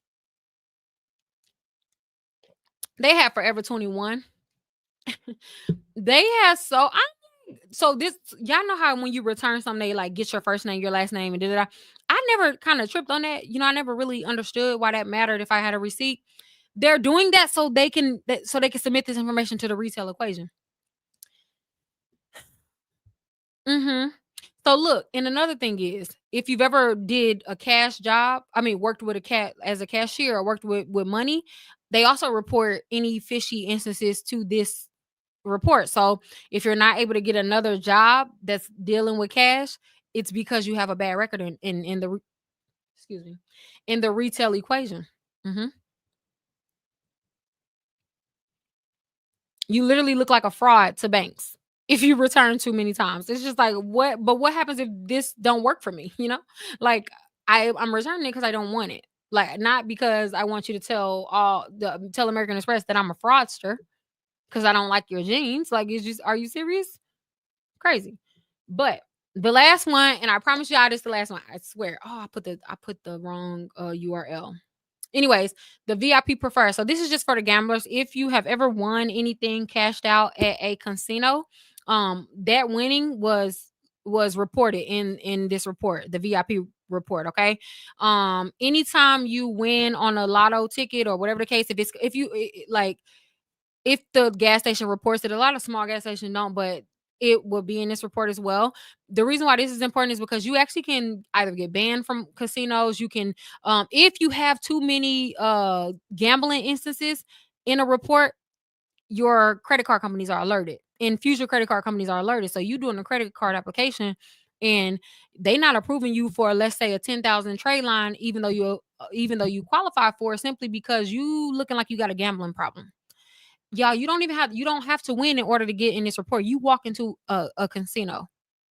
Anytime your face is recognized or your ID is scanned at a casino, it's going to be located in this report. So if you visit casinos every day, that is on there. And your risk score has increased, unfortunately. Crazy, right? How many times it's considered like listen, now that they don't really like I don't know. I don't know. I don't want to lie, but yeah. But your risk score immediately increases if you are seen as a gambler.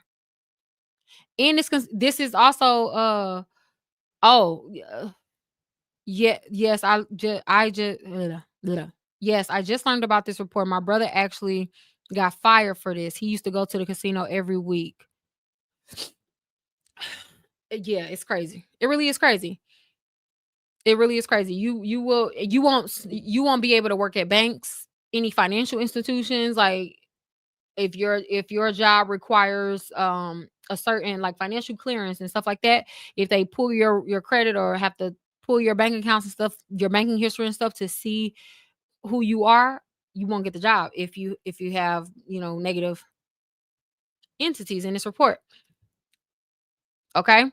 But last thing, the what I would say is if you have too many records in this report, a legal reason that you can challenge and stand on is the fact that just because you entered a casino does not mean that you gambled.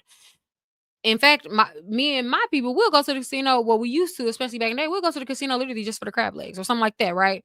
Um, doesn't mean you gambled. I'm saying that because just because they can prove that your ID was there, they cannot prove that you gambled unless you won, right? But so you could challenge that based on that because they can't prove it. They can't prove it. They can't prove it. Yes, I work at a casino. We definitely report to them everything. Yeah, it's crazy. I know.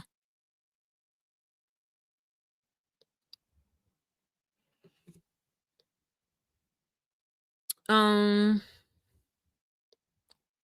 Yeah, wait, she said, "Yes, exactly why." When they talked about Chine spying via TikTok, I just laughed. Big brother Ben, why? Oh, Ben. Ben. Okay, wait, where am I trying to go? I'm trying to exit out the screen share. I keep losing the freaking screen. Okay. I'ma show you guys. Maybe I should pull it up first. All right, so for all of the companies that I just showed you guys, where are y'all at? Okay, here y'all go. How do I switch? Let me switch the what I'm sharing real quick. What is it called? I'm gonna show y'all a letter, just a letter to have on hand if you do want to challenge these companies. What is the freaking called? Hmm.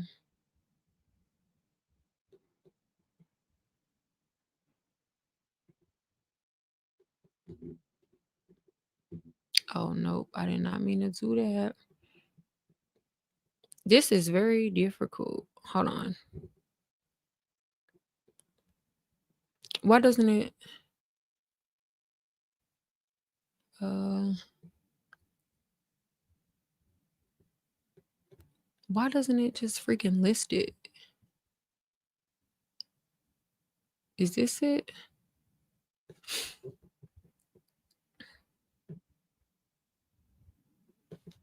Hmm. Dang it, I may not be able to show y'all because I don't know. But maybe if I do this, I put it in its own window. Let's see if that works. Mm-mm-mm-mm-mm.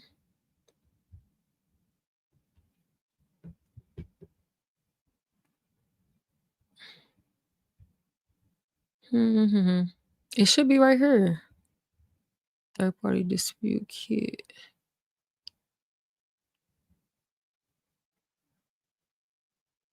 Freak. I'm not gonna be able to do it. Y'all gonna have to go to YouTube. Y'all just gonna have to go to YouTube because the child, it is too much. Yeah, I can't find it. So just go to YouTube, unfortunately. Okay, where are we? YouTube. Let me cue you in. Share screen. All right, so this is a dispute letter. That's just good to have on hand, especially, if you do request your reports that we discussed tonight and then you do find information that you want to challenge. Here here is here is what you can use. I'm real mad that TikTok don't have it though. So while y'all looking at that on YouTube, let me try to work on Tickety Talk again.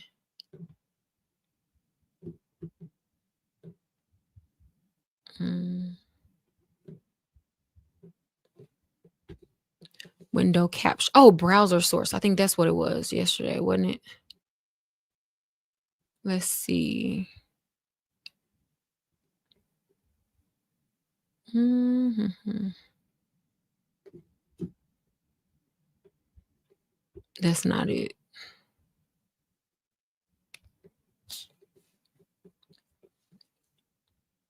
That is stupid. Well, yeah, y'all gonna have to just go to Instagram. Cause why doesn't it work? Let me see.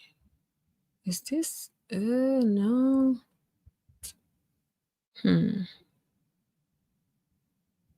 I mean, they could really make this more intuitive because I mean, nothing about this is like it's familiar. I can't stand a program. It's like where you download it and you don't know where to start. Like it's just that confusing. It's too much. It's too much. Okay, y'all gonna have to go to Instagram. All right. So, anyways, this is a example of a round one letter. So, like, if whatever you are, challenging, for example, if it's your Clue Auto report and you are wanting to challenge a lapse of insurance, right? You would put it in the red letters where it says like inaccuracy number one.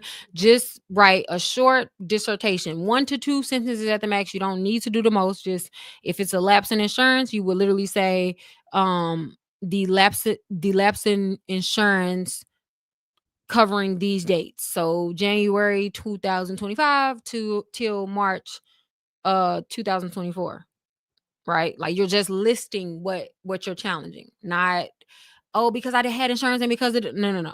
Like the burden of proof is on them. The burden of proof is on them. I cannot stress that enough, especially when it comes to these third party companies. Okay, the burden of proof is on them.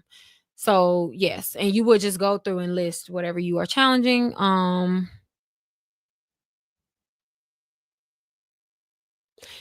then if whatever you're challenging you if whatever you're challenging is included with something that you are attaching, for example, maybe they're stating that you had a at fault accident and you know that you were not at fault, and though the burden of proof is on them, you also have proof that you're right, you know so in that case I would suggest you send it. Like if you could prove that you're right, back up your claim. But if you can't prove it and you're just challenging if they can prove it, then you don't have to include anything.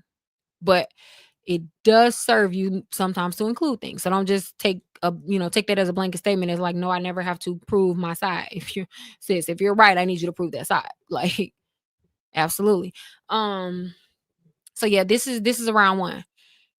And then I'll show you a round two, just because you should always have a follow-up letter in the cut ready to go. Even when you start your first round, have your follow-up letter ready already, and because you just should always automatically assume that your first round letter is going to be a dub. They're going to deny you. Or they're going to say, we verified this information, we validated this information. Not all the time, but most of the times they will. Therefore, be prepared. Don't get emotionally tied to a dispute process. That's another thing, because that's something that y'all do a lot with the credit bureaus. Like y'all get so emotionally invested with those disputes, and it's been 31 days, and they have 30 days, and that's not how the real world works. You have to understand when you actually have a little leverage to challenge it, when you can move, and when you like, it's the difference between what you're permitted to do, and what you should do, what benefits you to do. Just because technically speaking they may be in the wrong about something very small, don't mean that you should go hard and go off and challenge certain things. You gotta like remain stable and play your position correctly, or you're just going to lose. So just don't be so emotionally charged to the process. And I wanted to specifically say that when it comes to disputing third party reporting agencies, because they're not like the credit bureaus to where you're disputing with a machine. Like when you disputing with the credit bureaus, 99% of the times you're disputing with a machine, right? So the way in which I advise you guys to send letters are different than when it comes to these third party bureaus, because with these, most of the times you're going to be talking to an actual employee, an actual person, right? So you just want to make sure that you're clean with that, you're clean with it, but also you aren't coming off as like an immature, volatile consumer, toddler consumer that then read a letter on the internet and thinks that she has some legal ground to challenge them. Like it just comes off a different way when you are just very pointed with your dispute, with your challenge. You follow up properly, right? Like for example, your first round letter should be in the same order as your follow-up letter. So if you listed inaccuracy one as the lapse in insurance coverage on letter one, and then you list the inaccuracy number two as accident that they are reporting incorrectly about you on the letter one, you need to do the exact thing on letter two, right? Put them in the same order. Those are just small little tweaks that, if it was written professionally by an attorney, those are just small nuances that makes a difference, that speaks to your credibility a little more. The way in which you challenge the law, the way in which you utilize the law or your consumer rights in order, to your leverage. When do you start to threaten legal action? When do you start to threaten? When do you bring the CFPB in it? Are you going to the CFPB prematurely just because somebody told you it worked? Then also now I'm wondering why the CFPB didn't care about anything that you said. Why? Because there is a course of actions that needs to be taken in a specific uh order before you go to the CFPB. Right or wrong or indifferent, there are steps in place that you should take before just, doing certain things. That will make a difference in your dispute process and the success of it. Like it will. It will. I don't even know what sparked that thought, but yeah. Did y'all get this whole letter? If you're in Credit Academy, just go download the third party kit because that's what I'm showing you. It's available to y'all for free if you're in Credit Academy. Y'all know that anything I show on the screen when I'm on live, y'all get it for free. So, but for the people who are not, or if you just want to have a little screenshotted version available, just screenshot. But yes, so I believe that kind of concludes the introduction basically to who these companies are. We went over the reports, the websites that you need to go to. And then can you play this back? Yeah, it'll be available on YouTube. But tomorrow I wanted to come back and talk a little more maybe about Lexus Nexus. Maybe I'll put something together so I can show you the vast amount of information. But I wanted to more talk about how you dispute these companies, how you challenge this information. Okay. So now that you know who these people are, let's talk about what do you need to do now. Like now you know what they have. What is your position? What do you need to do? And I'm going to really cover two different scenarios. That's one, how to best prepare your credit report, or not your credit report, but how to best deal with these reports out. When it comes to financial products, when it comes to your application, when it comes to your credit score, like what are the things you need to look out for, right? We're going to talk about that tomorrow. But then also I wanted to cover how you challenge these companies in general. Okay. So yeah, I'm not gonna go because a lot of people saying they came in at the end. Can you go over the list again? Chow, chow, chow. You didn't miss like 2 hours. You missed like 2 hours. So you're gonna have to go watch the preview. I mean, not the preview, the replay, because your girl is sleepy. I'm way past my bedtime, but I did promise you guys that I will come back today. So I did not want to go to sleep without coming before you guys. All right. So I am actually going to end it here tonight. Or here tomorrow.